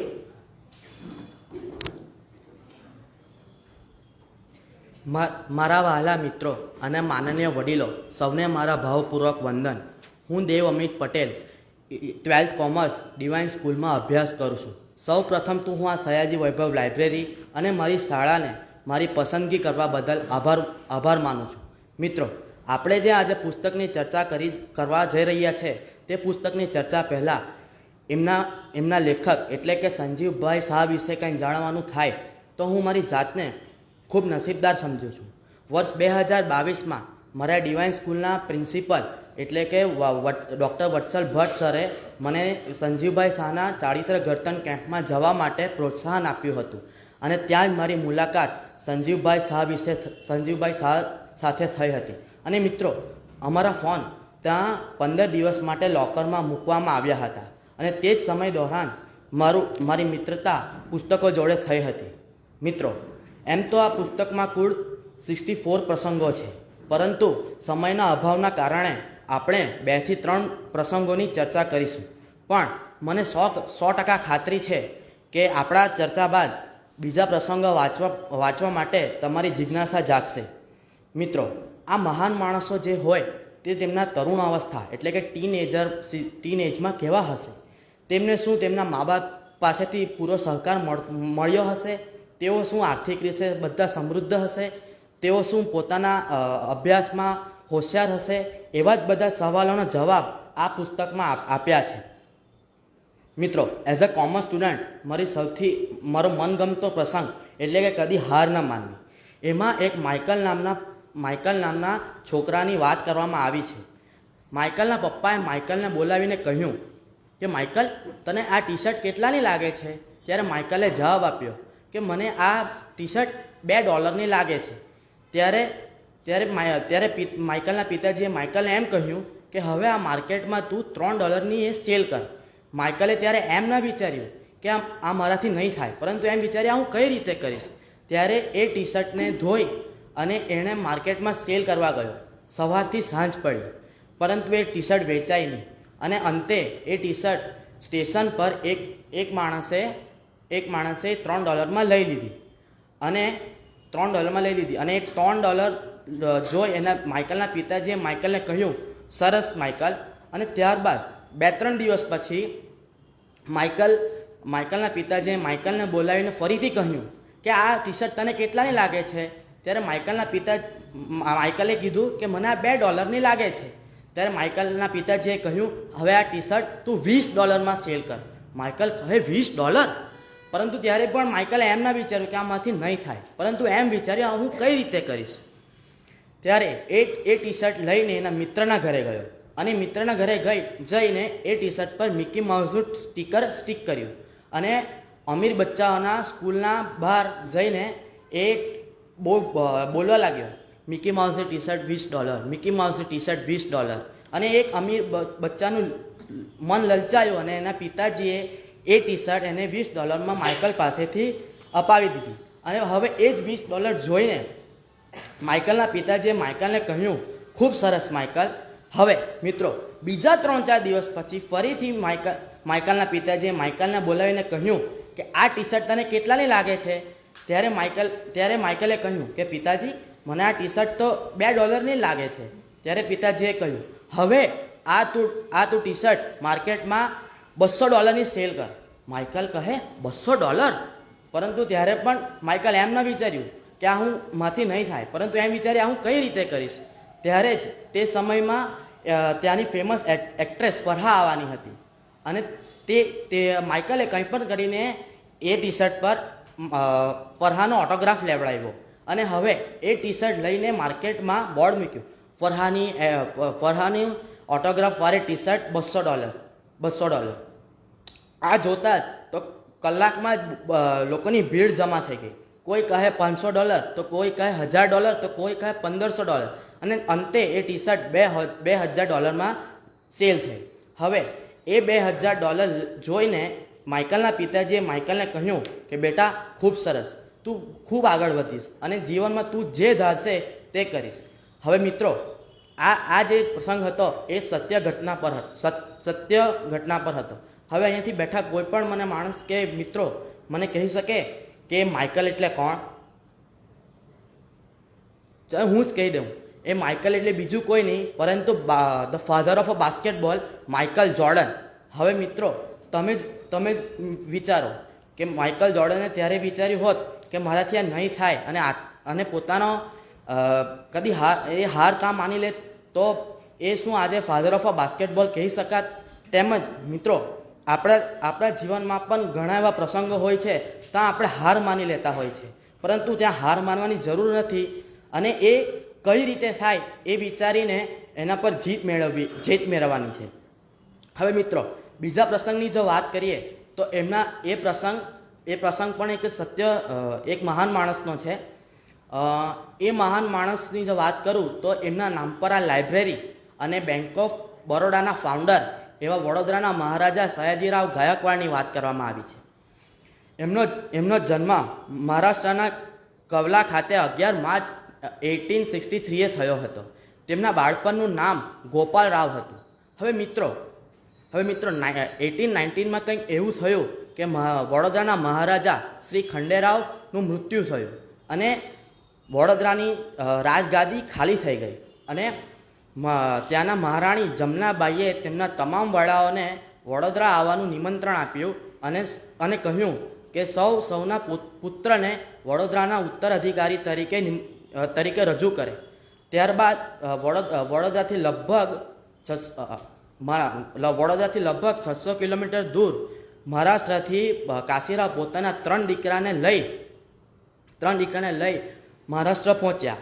ત્યાં મહારાણી જમનાબાઈ અને અંગ્રેજ અધિકારીઓએ ગોપાલરાવને પૂછ્યું, તું અહીં શા માટે આવ્યો છે? ત્યારે ગોપાલરાવે કંઈ પણ ખચકાટ વિના કહ્યું, હું અહીં રાજ કરવા આવ્યો છું. અને આ જ જવાબ સાંભળતા મહારાણી જમનાબાઈએ અને અંગ્રેજો અધિકારીએ તેમને વડોદરાના ઉત્તરાધિકારી તરીકે નિમણૂક કર્યા. હવે મિત્રો 1895ના રોજ મહારાણી જમનાબાઈએ ગોપાલરાવને દત્તક લીધા અને તેમને નવું નામ આપ્યું સયાજીરાવ. અને 10th જૂન 1895એ વડોદરાના મહારાજા એવા સયાજીરાવ ગાયકવાડ બન્યા. મિત્રો, આ આત્મવિશ્વાસનું કેવું ગજબ ઉદાહરણ કહેવાય. મિત્રો, તમારામાં જો આત્મવિશ્વાસ હોય તો આપણી લાઈફની કેટલી પણ પ્રોબ્લેમ હોય એને આત્મવિશ્વાસના બળે જ આપણે સોલ્વ કરી શકીએ એમનું છે. આત્મવિશ્વાસના બળે તો આપણે ગાંધીજીએ આપણે આઝાદી અપાવી હતી. હવે મિત્રો, આગળના પ્રસંગની જો વાત કરું તો એ પ્રસંગ આ દુનિયાના સૌથી મોટા અને સૌથી મહાન ફિલોસોફર કહેવાય એવા લિયો ટોલ્સ્ટોયની વાત કરવામાં આવી છે. હવે તે જમાનામાં લગ્ન વહેલી ઉંમરે જ થતા હતા અને એટલે જ લિયો ટોલ્સ્ટોયના લગ્ન નક્કી થવા જઈ રહ્યા હતા. પરંતુ લિયો ટોલ્સ્ટોયને એવું હતું કે જે એમની પત્ની થવાની છે એમનું બધી જ વાત ખબર હોવી જોઈએ.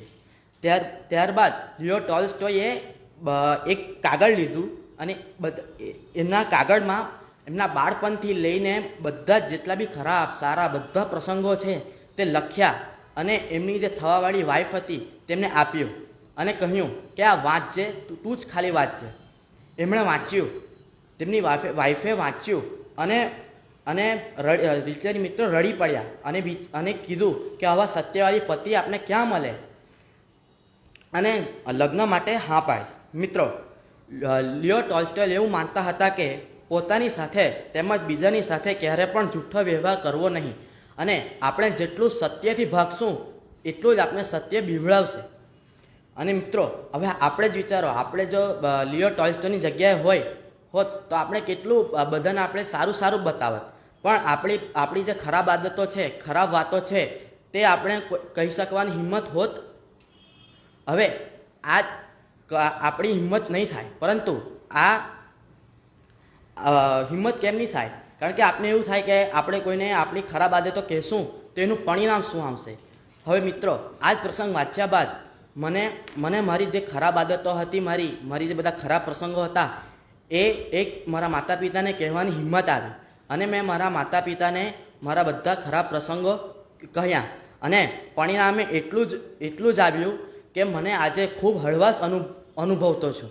અને મિત્રો, મારે છેવટે એટલું જ કહેવું છે કે તમારા મિત્રો, તમારા મા બાપ અને બીજા કોઈ પણ વ્યક્તિ તમારા કોઈ પણ પ્રોબ્લેમનું સોલ્યુશન આપે તો તમે કદાચ મિસગાઈડ થઈ શકો, પરંતુ આ પુસ્તકો જ એવું વસ્તુ છે કે જે તમને મિસગાઈડ નહીં કરે. સો તમે પુસ્તકને મિત્ર બનાવો અને પુસ્તક વાંચવા માટે તમે જિજ્ઞાસા જાળવો. મને આટલું શાંતિથી સાંભળવા બદલ આપ સૌનો આભાર.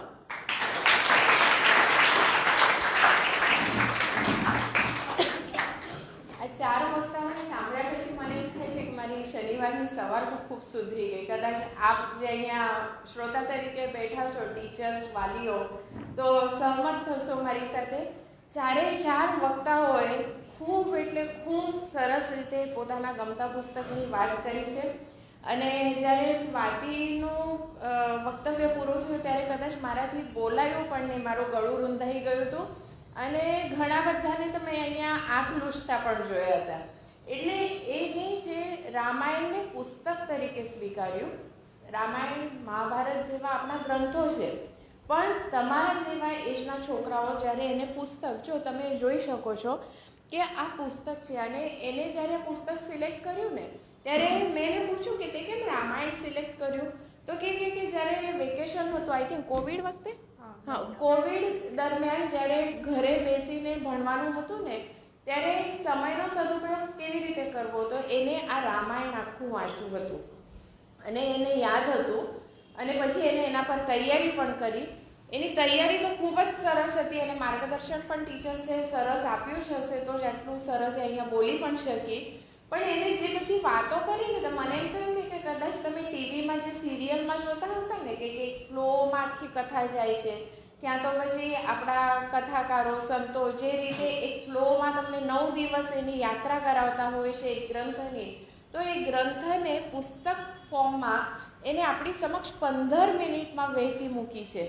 અને કેટલી સરસ એને વાતો કરી કે અશ્વમેધ યજ્ઞથી લઈને રામ રાજ્ય આવે ત્યાર સુધી એક પણ પ્રસંગે ચૂકી નથી ગઈ. જેટલું એનાથી આવરી લેવાય એ બધા પ્રસંગો એમના નામ સાથે એ બધી જ વાત એને કરી હતી. અને સીતાની જીતના લીધે રામાયણ થયું એમ કહેવાય, બરાબર છે. જો એ કહેતી નહીં કે મને આ સુવર્ણ મૃગની ચામડી જોઈએ છે તો કદાચ આગળનું રામાયણ ન થતે. વચ્ચે જ મારા વાંચવામાં આવ્યું હતું કે રામાયણમાં જો સીતા બોલતે અને મહાભારતમાં દ્રૌપદી ન બોલતે તો કદાચ દિશા અલગ હોતે રામાયણ અને મહાભારતની. એટલે કદાચ એની પાછળના મતિતાર્થ અલગ હોઈ શકે છે, આપણી સમજવા માટેની બુદ્ધિ થોડી ઓછી હોઈ શકે છે, પણ એવું કહેવાય છે.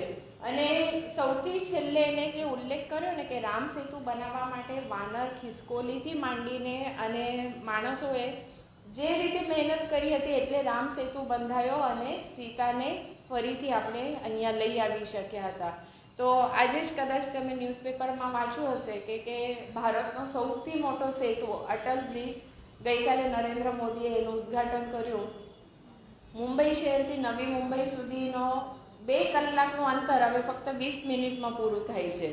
તો ટેકનોલોજી કેટલી વધતી જાય છે અને રામ સેતુના હજુ પણ નિશાન છે એવું નાસાએ પણ પ્રૂફ કર્યું છે, કેમ કે સેટેલાઇટમાંથી પણ એ દેખાય છે. એટલે તે વખતે પણ ટેકનોલોજી એટલી સ્ટ્રોંગ હોઈ શકે છે. અને ઓલ ઓવર ખૂબ સરસ તારું વક્તવ્ય રહ્યું. મંદિરે એટોમિક હેબિટ્સ જેમ્સ ક્લિયરની જે વાતો કરી, કેટલી નાની નાની ટેવોની વાત હોય છે. આપણે રોજ રાત્રે સૂતા પહેલાં નક્કી કરીએ કે સવારે વહેલું ઉઠવું છે, કેટલું એક 10 જ મિનિટ ઉઠવું છે એમ નક્કી કરીએ ને તો એ હેબિટ બની શકે છે. પણ તમે એમ વિચાર કરો કે રોજ હું 6 વાગે ઉઠું છું ને મારે 4 વાગે ઉઠવું છે તો અચાનક પરિવર્તન ના આવી શકે. તમારે એ બધી નાની નાની ટેવો ધીરે ધીરે પાડવી પડે છે. અને એમ કહેવાય છે કે 21 દિવસ જો તમે એક કાર્ય કરતા રહો તો એ તમારી ટેવ પડે અને એ ટેવ પછી તમારું વર્તન બને છે. એટલે ખૂબ મોટું પરિવર્તન અચાનક નથી આવવાનું, એના માટે તમારે નાના નાના પ્રયત્નો કરવા પડશે. અને એને બંને બાજુ બતાવ્યું હતું કે પહેલાં ચાના ઉદાહરણમાંથી પણ એને સમજાવ્યું હતું અને ખૂબ સરસ હતું કે સંકેત, ઈચ્છા, પ્રતિભાવ અને પુરસ્કાર. અને ત્યાર પછી એને રિવર્સમાં તમે કેવી રીતે લઈ આવી શકો છો, તો એ આદતને તમે અનાકર્ષક બનાવો, કઠિન બનાવો, અસંતોષકારક બનાવો. ઘણી વખત આપણને એમ થાય કે આ મોબાઈલમાં બહુ ટાઈમ જતો રહે છે, એક વખત હાથમાં આવે ને બધાએ જો કેટલા જણાએ આમ ડોકી હલાવી અત્યારે મેં આ વાક્ય તો અચાનક ના છૂટી જાય. પણ તમે શું કરી શકો છો કે એક ટાઈમ લિમિટ નક્કી કરી શકો છો કે અત્યારે હું અડધો કલાક મોબાઈલ વાપરું છું, તેના બદલે હું 25 મિનિટ વાપરીશ, પછી 20 મિનિટ કરો, 15 મિનિટ કરો. અને પછી તમને એમ થશે કે ક્યારે મોબાઈલ તો કેટલો ટાઈમ આપણો લઈ લે છે, આ વાપરવો જ નથી, મૂકી દો એને, કંઈ જરૂર જ નથી. તો તમારી આદત છૂટી જશે, બરાબર છે. એટલે ખૂબ સરસ એવી પણ વાત હતી. અને વાંચનથી જીવનમાં પરિવર્તન આવે છે, ખૂબ સાચી વાત એને કહી. અને સ્વભાવ પણ સુધરે છે. વાત કરી કે જે વિશ્વ વિજેતા બન્યો હતો અને એટલું બધું એને મળી ગયું ભૌતિક સુખો, અને છતાં પણ જ્યારે એને કલિંગના યુદ્ધ પછી જે પણ બધી અશાંતિ ને બધું જોયું ત્યારે એને એટલું બધું દુઃખ થયું અને બુદ્ધના માર્ગે ધર્મ સ્વીકારીને એ તરફ ગયો હતો. એટલે વીરતા અને શાંતિ અહિંસાનો જે માર્ગ એને લીધો હતો એના લીધે જ એને વિશ્વ માનવ એ બની શક્યો હતો. એટલે કેટલો સરસ મેસેજ તમને મળે છે. દેવ પટેલે વૃક્ષમાં બીજતું પુસ્તક વિશે, આ પુસ્તકમાં ખૂબ સરસ વાતો છે. જ્યારે એને આ પુસ્તક સિલેક્ટ કર્યું ને પછી મેં એને પૂછ્યું કે વૃક્ષમાં બીજતું, તો આમાં તો કેટલા સરસ પ્રસંગો છે અને બહુ નાનકડી પુસ્તિકા જેવું જ છે. એક પાના પર એક પ્રસંગ છે, તમને વાંચવાની ખૂબ મજા આવશે. જેવું એને પહેલાં પણ કહ્યું કે અચાનક તમે બહુ મોટા પુસ્તકો વાંચવા લેશો તો ઇન્ટરેસ્ટ નહીં રહેશે તમને, તો નાના નાના પુસ્તકોથી શરૂઆત કરી શકાય. તો આ પુસ્તકમાં એક ખૂબ સરસ વાતો છે. માઇકલ જોર્ડનનું ઉદાહરણ તમને ખૂબ જ ગમ્યું, તે સિલેક્ટ કર્યું, એ પણ બદલ તને અભિનંદન. કે એક જેની કિંમત નહોતી એવા એક ટી શર્ટને $2 શરૂ કરીને $20, $200 અને $2000 સુધી કેવી રીતે લઈ જઈ શકાય તેનું ખૂબ સરસ ઉદાહરણ છે. બાળકો, તમને કહું છું કે તમને છે ને તક મળે ને તો એને કેવી રીતે તમારે આવરી લેવાની છે ને એ તકને ક્યાં સુધી પહોંચાડવાની છે એ તમારા હાથની વાત હોય છે. આજે ત્યાં નક્કી કરીને બેસી રહેતે કે અરે આ $2નું આને તો કંઈ વધારે કિંમતમાં થોડું વેચાય, પણ એને એવું નથી વિચાર્યું હું આ કેવી રીતે કરી શકું, આ વિચાર હતો એના મનમાં. અને એટલા માટે $2ના એક ટી શર્ટને એ $2000 સુધી વેચી શક્યો હતો. તો કેટલી મોટી વાત છે. તમને પણ એમ થશે કે અત્યારે મારે 50 માર્ક્સ આવે છે, મારે 100 માર્ક્સ સુધી જવાનું છે, તો હું કેવી રીતે કરી શકીશ? મને નથી આવડતું, બહુ બધા કારણો છે, હું ફોકસ નથી કરી શકતો, મને કોઈ ગાઈડ નથી કરી શકતો, પણ એના બદલામાં હું શું કરી શકું, આ જો વિચાર આવે ને તો તમારી વિચાર કરવાની અને એ કૃતિમાં બદલવાની દિશા આખી બદલાઈ જાય છે. જ્યારે તમે નેગેટિવ વિચારો છો કે આ મારાથી શક્ય નથી, તો એ શક્ય બનશે જ નહીં. અને જ્યારે તમે વિચારો છો કે આ હું કરી શકું છું, કેવી રીતે કરી શકું છું, એ દિશામાં વિચાર કરશો, તે વસ્તુ ચોક્કસ જ શક્ય બને છે. સયાજીરાવ ગાયકવાડના આત્મવિશ્વાસનું વર્ણન હતું અને લિયો ટોલ્સ્ટોયનું પણ મને બહુ જ ગમી ગયું, બહુ સ્પર્શી ગઈ વાત કે તમારે ટ્રાન્સપરન્સી હોય, પારદર્શિતા હોય, કે તમે કહી દો જે સાચું છે કે મારામાં આ ગુણો છે ને આ અવગુણો છે, ને એની સાથે તમને જ્યારે વ્યક્તિ સ્વીકારે છે ને ત્યારે એ સાચો સંબંધ હોય છે. એટલે એ વાત પણ મને બહુ જ ગમી. આ પુસ્તકમાં નથી પણ મને એક વાર્તા યાદ આવે છે કે એક સાયન્ટિસ્ટ હતો અને એને એટલો મોટો પુરસ્કાર મળ્યો. તે વખતે એનો ઇન્ટરવ્યૂ લેવામાં આવ્યો તો એને પૂછ્યું કે તમે આટલા મોટા સાયન્ટિસ્ટ બન્યા તો એના બીજમાં શું છે, જે આ પુસ્તકનું જ નામ છે કે વૃક્ષમાં બીજતું. કંઈ પણ વસ્તુ મોટું વૃક્ષ બને તો એનું નિમિત્ત એક નાનું બીજ હોય છે. તો એવી રીતે એ સાયન્ટિસ્ટને જ્યારે પૂછ્યું કે તમે આટલા મહાન સાયન્ટિસ્ટ બન્યા તો એના મૂળમાં શું છે, ત્યારે એમને કહ્યું કે હું જ્યારે 5 વર્ષનો હતો ને ત્યારે મારી મમ્મીએ મને કિચનમાં મદદ માટે બોલાવ્યો અને કહ્યું કે ફ્રીજમાં દૂધની બોટલ છે તે કાઢીને લઈ આવો, મારે કામ છે. એટલે એને ફ્રીજનું બારણું ખોલ્યું, બોટલ કાઢી. પણ 5 વર્ષનું છોકરું, તમે ઇમેજિન કરી શકો છો કે નાના હાથ હતા, અને બોટલ કાઢીને મમ્મીને આપવા માટે ગયો અને બોટલ હાથમાંથી છટકી ફૂટી ગઈ. કાચની બોટલ હતી અને આખા રસોડામાં દૂધ થઈ ગયું હતું. એટલે કોઈ પણ મમ્મી હોય, તમારી પણ મમ્મી હોય, તો પહેલાં શું કરે? ખીજવાય, મારે, બરાબર છે. પણ આ સાયન્ટિસ્ટની જે મમ્મી હતી ને એને શું કહ્યું ખબર છે? એને કહ્યું કે માઇકલ કેટલું સરસ દૂધ ઢોળાયું છે, મને તો બહુ જ મજા આવી, તને મજા આવે છે? એટલે 5 વર્ષનું બાળક છે, દૂધ ઢોળાયું, મમ્મી નથી ખીજવાતી તો મજા તો આવે જ ને. એટલે એને શું કર્યું કે હા મમ્મી, મને પણ બહુ મજા આવે. એટલે કે ચાલ આપણે હજુ વધારે મજા કરવી છે. એટલે પેલો વિચારમાં પડ્યો કે દૂધ ઢોળાયું, બોટલ ફૂટી ગઈ છે અને મમ્મી કહે છે કે આપણે તો મજા કરીએ. એટલે કે કેવી રીતે? તો કે તને દૂધમાં નહાવાની ને રમવાની મજા આવશે? તો કે હા મને તો બહુ જ ગમશે. કે પાણીમાં તો ગમતું જ હોય, દૂધમાં વળી કોને રમવાનું મળે છે? તો એક કામ કર કે આમાં તને જેટલું રમવું હોય ને મનસોખ એકદમ એટલું ફાઇન તું કે રમી લે. પછી એ તો મસ્ત બેઠો, નીચે પલાઠી વાળી, પગ લાંબા કર્યા, હાથથી બધે શરીરે દૂધ ચોપડી લીધું. મમ્મી એની મજા જોઈ, 10-15 મિનિટ થઈ એને રમી લીધું. પછી મમ્મીએ પૂછ્યું કે તારું રમાઈ ગયું, તને સંતોષ થયો? કે હા મમ્મી, બહુ જ મજા આવી. તો કે હવે તારી પાસે 2 ઓપ્શન્સ છે, ક્યાં તો તું આ પોતું મારીને ચોખ્ખું કર, ક્યાં તો કે એક સ્પંજ લઈ આવ અને એમાં દૂધ છે તે બરાબર પકડી લે અને પછી સિંકમાં નીચવી દે, એટલે અહીંયા બધું ક્લીન થઈ જશે. તું નક્કી કર તારે શું કરવું છે. એટલે એને એમ નક્કી કર્યું કે સ્પંજથી કરું તો જરા સહેલું પડી જાય કામ. એટલે છે ને સ્પંજ મૂક્યું એના પર, બધું દૂધ ભેગું કરે અને સિંકમાં એને નીચવી નાખે. એમ કરતાં આખું જે ફ્લોર હતું તે ચોખ્ખું થઈ ગયું. પછી કે હવે તારી પાસે 2 ઓપ્શન્સ છે, કે અહીંયા તું રસોડું પાણી નાખીને આખું ચોખ્ખું કરી દે ક્યાં તો પોતું મારી દે, તું શું નક્કી કરશે? તો કે હું પોતું મારી દઉં ને તો ફટાફટ થઈ જશે, કેમ કે પેલું પાણી નાખે તો પાછું કે મારે મહેનત તો વધારે પડશે. એટલે કે ઠીક છે ચલ, તો પછી એને પોતું મારી દીધું. પછી કે એક કામ કર, આ બોટલ કેમ ફૂટી તેનું તને ખ્યાલ આવ્યો? એટલે એને વિચાર કર્યો તો કે એક કામ કર, હું તને એક બીજી ખાલી બોટલ છે ને તે આપું છું અને તું નળમાંથી પાણી ભર અને પ્રયત્ન કરી જો કે ક્યાં પકડવાથી એ બોટલ હાથમાંથી છટકતી નથી. એટલે પહેલાં એ સિંકમાં જઈને નળ ખોલ્યો, બોટલ ભરી અને થોડીક પ્રેક્ટિસ પછી એને ખ્યાલ આવ્યો કે બોટલનો શેપ જે આમ હોય છે ને તો એને નેકમાંથી પકડે ત્યાં થોડુંક નેરો હોય છે અને પછી નીચે પોળી થઈ જાય છે બોટલ. ત્યાં પકડે તો મારા નાના હાથમાં એ બહુ સરસ રીતે પકડાઈ જાય છે અને પડી નથી જતી. એટલે કે એક વખત મારાથી દૂધ ઢોળાયું પણ મારા મમ્મીએ મને આટલી બધી વસ્તુઓમાંથી કેટલું બધું શિખામણ આપી હતી અને એટલે હું આ સાયન્ટિસ્ટ બની શક્યો હતો. તો વૃક્ષમાં બીજતું એ પરથી મને આ વાત યાદ આવી. અને ઓલ ઓવર આજના બધા જ વક્તાઓ ખૂબ સરસ વાતો કરી. પ્રશ્નોત્તરી માટે અત્યારે મંચ ખુલ્લો છે. તમે બહુ જ શાંતિથી બધા સાંભળતા હતા અને આવું ઓડિયન્સ મળવું એ વક્તાનું પણ ભાગ્ય હોય છે અને ઘણા બધા વિચાર પણ કરતા થઈ ગયા છે એવું મને લાગે છે. તો તમારા પ્રશ્નો ચોક્કસ આવકાર્ય છે. ચાલો ક્યાંથી શરૂઆત કરીએ? ફટાફટ આપણી પાસે સમય હવે થોડો જ છે. કોણ પ્રશ્ન પૂછશે? અને પછી છે ને જે પ્રશ્ન પૂછે એના માટે સરપ્રાઈઝ ગિફ્ટ હોય છે ને, એ હું હવે ખાનગીની પછીની વાત અત્યારે જ કહી દઉં છું.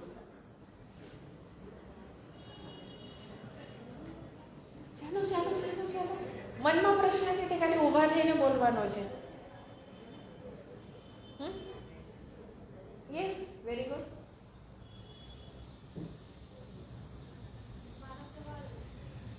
કોને? સ્વાતિ. હા, રામાયણ સૌથી શ્રેષ્ઠ પાત્ર કયું છે? આવી જાય. પ્રશ્ન છે કે રામાયણનું સૌથી શ્રેષ્ઠ પાત્ર કયું છે?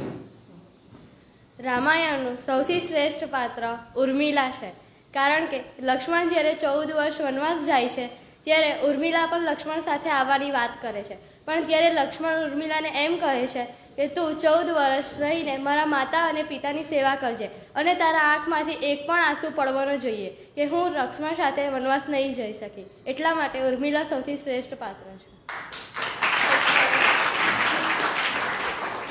ખૂબ સરસ જવાબ છે અને કદાચ મને એમ થાય છે કે તારી દ્રષ્ટિએ તે જવાબ આપ્યો, પણ દરેક વ્યક્તિ દીઠ દરેક પાત્ર અલગ હોઈ શકે, એનું શ્રેષ્ઠત્વ એના માટે અલગ રીતે સ્પર્શી શકતું હોય છે. પણ સરસ જવાબ. Yes, next question. હા, અશોકનું હૃદય પરિવર્તન કેવી રીતે થયું?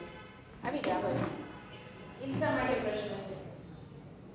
અશોકનું હૃદય પરિવર્તન છે ને યુદ્ધ ભૂમિમાં જ્યારે એ જોતો હતો બધાને મારી એના ઉપર રાજ કેવી રીતે કરાય, તેથી તે વિચારતો હતો કે છે ને નર પર એના જ હકનું આપણે એને મારીને એના પર રાજ કરી શકીએ, એટલે તેથી એનું હૃદય પરિવર્તન થયું. સરસ ને? હા, કેવી રીતે એક પ્રસંગમાંથી માણસનું જીવન પરિવર્તન થાય, વિચારોમાં પરિવર્તન આવે. સરસ જવાબ હતો. ચાલો નેક્સ્ટ ક્વેશ્ચન. યસ, આ બાજુથી બોલો.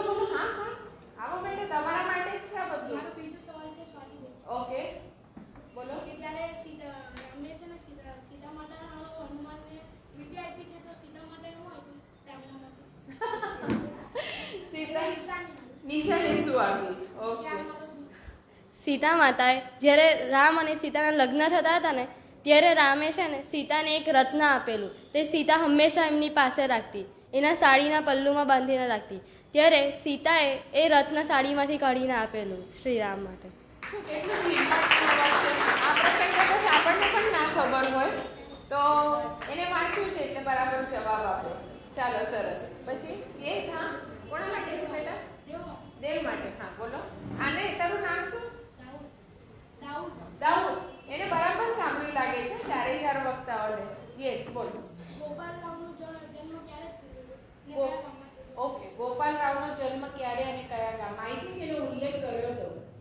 પાછું પાછું કે છે. ગોપાલરાવનો જન્મ કાવલ ખાતે, મહારાષ્ટ્રના કાવલ ખાતે 11 માર્ચ 1863ના રોજ થયો હતો.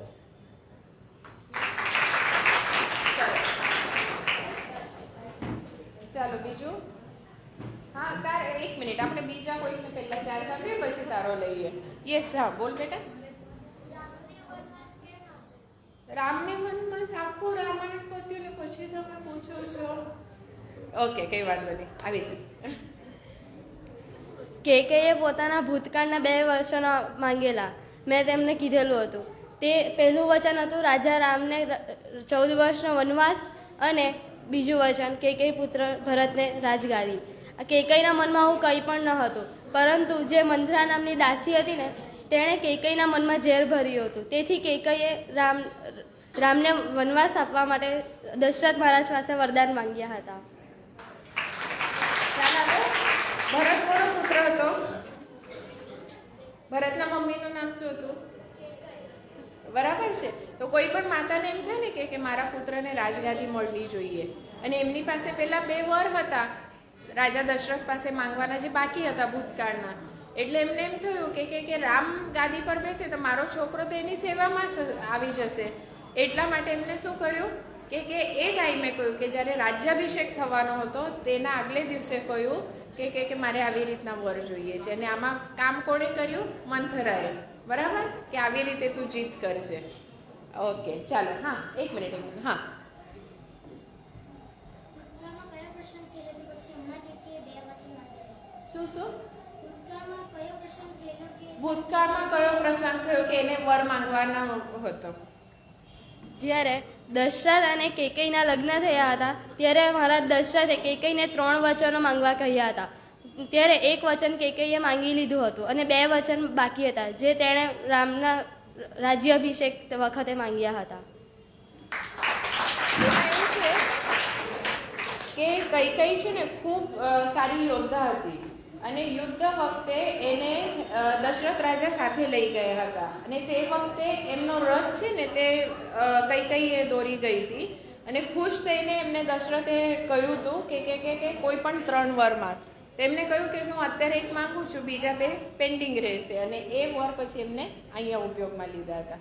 યસ, પાછા. હા, આપણને આખા જીવનમાં કહેવામાં આવે છે કે જીત ન કરવી જોઈએ, જીત ખોટી હોય છે. પણ સીતાની જીતના વજહથી રાવણ જેટલો આટલો મોટો અહંકારીની હત્યા થઈ હતી. હા. તો કરવી જોઈએ જીત કે ન કરવી? કોનો પ્રશ્ન છે? નહીં, પ્રશ્ન કોના માટે છે? સ્વાતિ માટે. હવે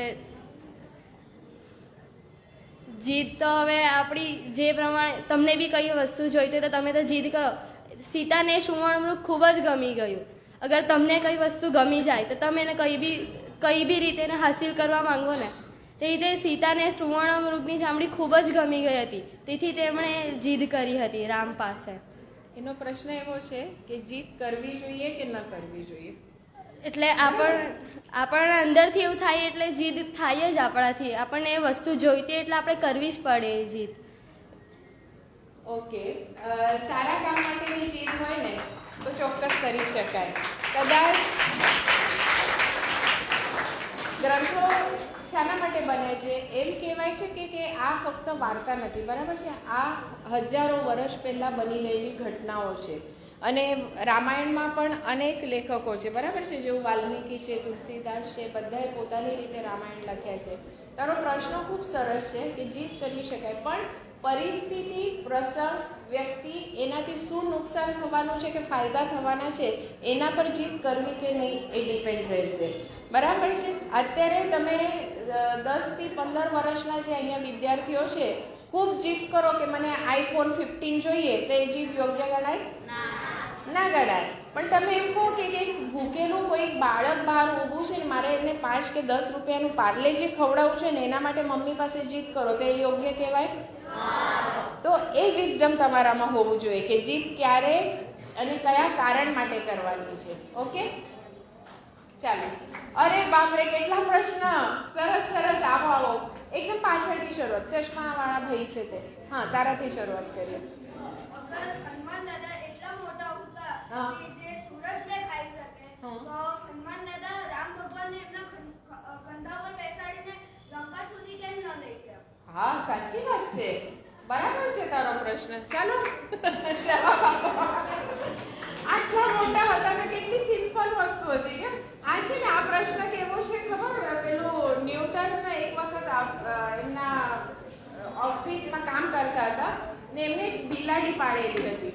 તો એ બિલાડીને 2 બચ્ચા થયા એટલે ન્યૂટને શું કર્યું કે એક મોટું ગાણું પાડ્યું પેલી મોટી બિલાડી આવવા માટે અને નાનું ગાણું પાડ્યું નાની બિલાડી આવવા માટે. એટલે પછી થોડી વાર થઈ ને એટલે પેલી મમ્મી આવી બિલાડી એની પાછળ એ જ હોલમાંથી બીજી નાની બિલાડીઓ પણ આવી ગઈ. એટલે ન્યૂટનને એમ થયું કે મારું મગજ એમ કેમ નહીં ચાલ્યું કે મોટામાંથી નાના બચ્ચા પણ આવી શકે. હનુમાનજી આટલા મોટા હતા, રામને ખભે બેસાડીને કેમ નહીં લઈ ગયા એવો એનો પ્રશ્ન છે. સરસ, ચાલો. અગર જો હનુમાનજી રામને ખભા પર બેસાડીને લઈ જતે તો રામ સેતુ બનશે જ નહીં. ને આજે બહુ બધા લોકો છે જે રામના હોવાનું સબૂત માંગે છે. તો આપણે આ રામ સેતુ બતાવીને કહી શકીએ કે જો આ રામ સેતુ છે તો રામ બી હશે જ, હતા જ રામ. અગર એ રામ હનુમાનજી એમને બેસાડીને લઈ ગયા એટલે જ તો રામ સેતુ બનાવ્યો ને આજે આપણને ખબર પડતી છે કે અહીંયા રામ હતા પહેલે બી, નમળે બી છે જ હમણે રામ. અને એને એના વક્તવ્યમાં પણ છેલ્લે જે વાત કરી કે આ બહુ ઇઝી સોલ્યુશન મળી જતે. બરાબર છે હનુમાનજી, પણ આપણા ગ્રંથોમાં દરેક જે પ્રસંગ છે ને એની પાછળ કંઈક સંદેશ છે, એમાં કંઈક મર્મ સંતાયેલું છે, એમાંથી આપણને કંઈક શીખ મળે છે. તો આ પ્રસંગની પાછળ પણ આ જ ઘટના છે કે એની પાછળ કેટલા બધા આવા મુદ્દાઓને આવરી લેવામાં આવેલા હતા. યસ, હા, નેક્સ્ટ. વિભીષણ લંકામાં ભક્તિ કરતા કોના ચાપ ચપતા હતા? કોના ચાપ જપતા હતા? વિભીષણ.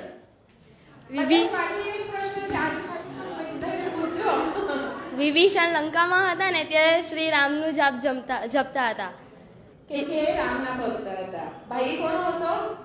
રાવણનો. અને જપ કોનો કરતો હતો? રામનો. યસ, પાછળ. હા, ફટાફટ. હવે કોને પ્રશ્ન છે? ઓકે, આળસ કેવી રીતે દૂર કરી શકાય?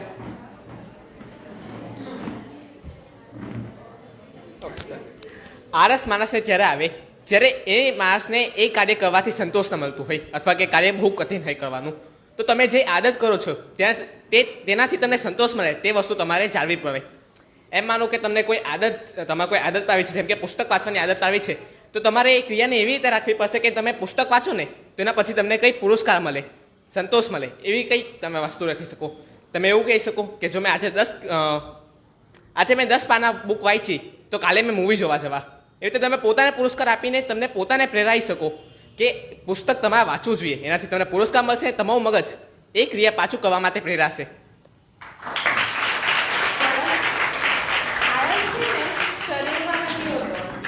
આળસ મનમાં હોય છે.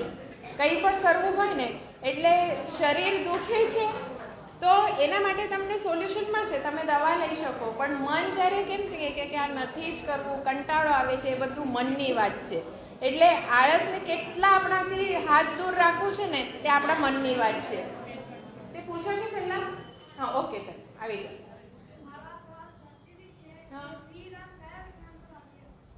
કયા વિમાનમાં? ક્યાંથી? લંકાથી. શ્રી રામ છે ને પુષ્પક નામના વિમાનમાં અયોધ્યા પરત થયા હતા. Very good. ચાલો નેક્સ્ટ બેસ્ટ ક્વેશ્ચન છે હવે તે પૂછ્યો છે તારી પાછળ. હા, અયોધ્યાના વનવાસીથી આવેલા રામનું દર્શન કયા ગામે થયા હતા? કયા ગામે? નંદી ગામમાં. એટલે રામ ક્યાંથી આવ્યા અને નહીં. તો પ્રશ્ન શું છે? પ્રશ્ન શું છે તારો? અયોધ્યા પ્રજાના વનવાસીથી આવેલા રામનું દર્શન કયા ગામે થયા? અયોધ્યાથી પાછા રામ આવ્યા ત્યારે બધા અયોધ્યાની પ્રજાએ કયા ગામમાં શ્રી રામને સ્વાગત કર્યું પહેલા? હા. Okay okay. નંદી ગામ નામનું એક ગામ છે, ત્યાં તેમણે સ્વાગત કરેલું. અને એક પ્રશ્ન થયા, પૂરક માહિતી છે કોઈની પાસે? એવું પણ છે કે કંઈક વિશેષ આ 4 પુસ્તકો વિશે તમે જાણો છો કે કોઈ એક પુસ્તક વિશે તમને વધારેની માહિતી છે અને શેર કરવી છે અહીંયા, એવું પણ તમે કહી શકો. હા, ઓકે ફાઇન. કોઈનો પ્રશ્ન છે હજુ? હા હા બોલો. પ્રશ્ન છે? હા હા હા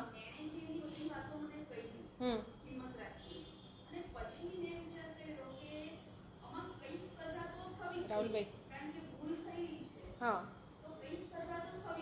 રાઈટ.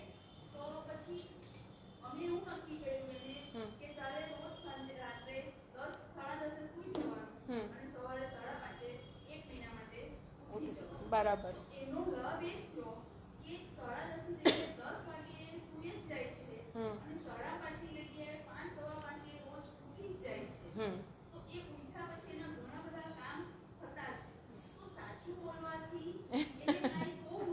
ફાયદો થયો. પણ તમે જે વાત કરી ને એમાં અભિનંદન તો હું તમને આપું એઝ અ વાલી કે સજા કેવી આપવી જોઈએ ને એનું પણ આ એક ઉત્તમ ઉદાહરણ છે. Right right right. એટલે સજામાંથી પણ એનામાં પરિવર્તન આવે ને સાથે જીવનમાં ફાયદો થાય. એટલે આ બે મુદ્દા તમે બહુ સારી રીતે આવરી લીધા છે. ચાલો એક લાસ્ટ ક્વેશ્ચન હવે. હા છે? હા ચાલો લાસ્ટ ક્વેશ્ચન. હા હવે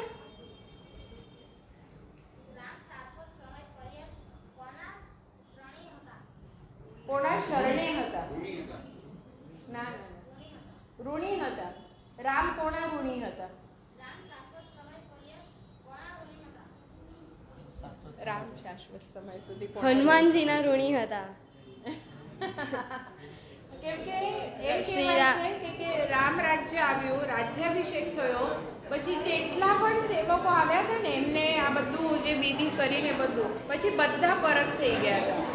એક મિનિટ. હેલો હેલો, કઈ પ્રોબ્લેમ છે? ના. ઓકે. તો છેલ્લે સુધી હનુમાનજી રામજી સાથે જ રહ્યા હતા, એટલા માટે રામ એમના ઋણી હતા. બરાબર છે? તને રામે છે ને શ્રી રામે હનુમાનજીને કહ્યું પણ હતું કે જ્યાં સુધી આ પૃથ્વી પર રામાયણ રહેશે ત્યાં સુધી હનુમાનજી જીવિત રહેશે અને આપણી સાથે રહેશે.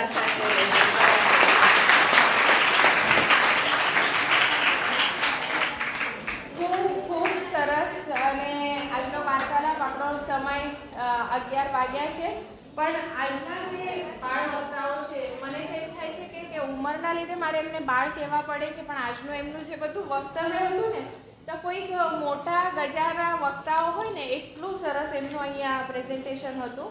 અને એ ચારેયને આજે લાઇબ્રેરી વતી આપણી જે પ્રણાલિકા છે, અમે કોઈ દિવસ ગિફ્ટમાં પુસ્તકો સિવાય કશું આપતા જ નથી. કેમ કે આ રીડિંગ હેબિટ એમની કન્ટિન્યુ રહેવી જોઈએ, આ જ મૂળ અર્થ છે અને હેતુ છે એમાં.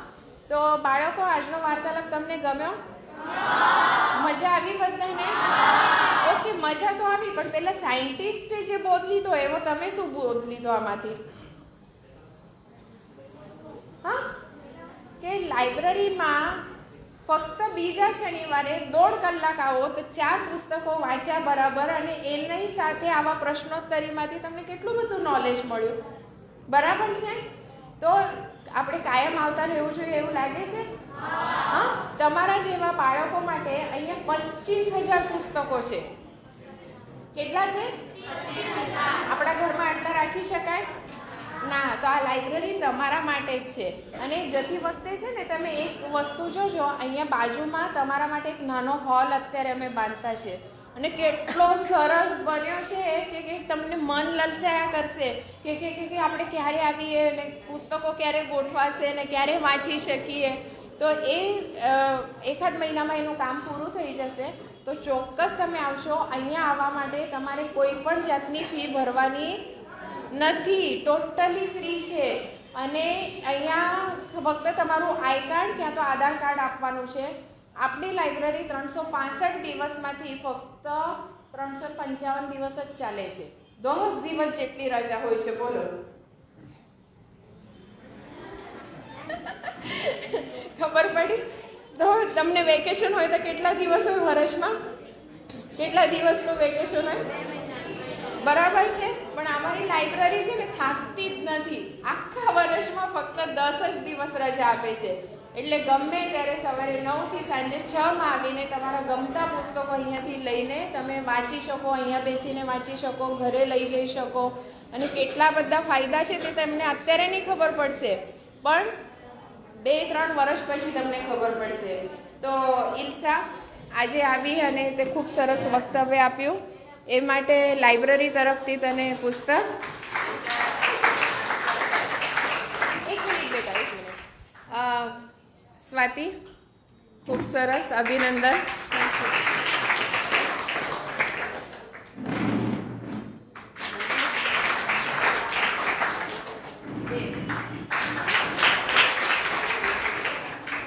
બેટા તારો પ્રશ્ન અત્યારે આવડી શકે એવું નથી, કેમ કે કાર્યક્રમ પતવા તું પછી પૂછી શકશે. ઓકે, તો ચારેય વક્તાઓને ખૂબ ખૂબ અભિનંદન અને કાયમ માટે આવતા રહેજો, સતત આવતા રહેજો. વાંચન તમારો એક હેબિટ બની જાય એવી રીતે એને જીવનમાં આવડી લેજો. અને કદાચ તમને એમ થશે કે આટલા બધા પ્રશ્ન પૂછ્યા, તો આમાંથી હવે શ્રેષ્ઠ પ્રશ્ન કયો? હા, જાણવું છે? હવે મને નામ તો કોઈના ખબર નથી, પણ જે પણ પ્રશ્ન પૂછ્યા ને એમાંથી શ્રેષ્ઠ પ્રશ્ન જીત કરવી જોઈએ કે એ પ્રશ્ન શ્રેષ્ઠ પહેલો આવે છે. અને બીજો પ્રશ્ન હતો કે અશોકનું હૃદય પરિવર્તન કેવી રીતે થયું? કોણે પૂછ્યો હતો આ પ્રશ્ન? હા, એ 2 જણાને શ્રેષ્ઠ પ્રશ્નના પુરસ્કાર મળશે. તમારા નામ અહીંયા ખાસ લખાવી જજો, હા, કેમ કે વર્ષના અંતે આપણો પુરસ્કાર આપતા હોઈએ છીએ. અને શ્રેષ્ઠ જવાબમાં સ્વાતિને, કેમ કે એને ખરેખર રામાયણ પચાવ્યું હોય ને એટલા સરસ જવાબ આપે છે.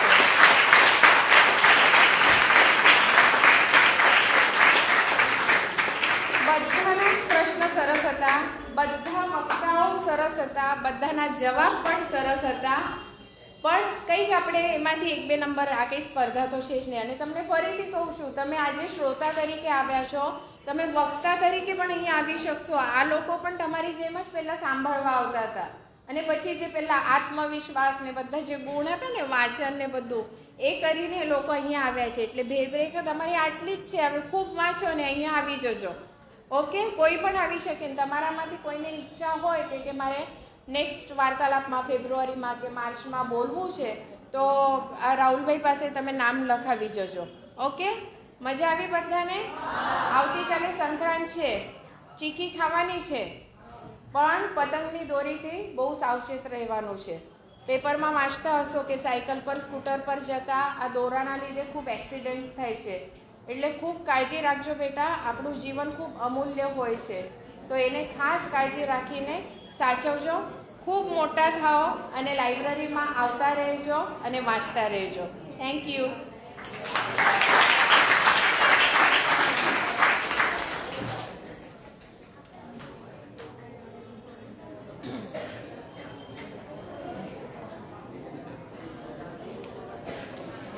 બધા વારા ફરતી નીકળજો, કોઈને જવું નથી?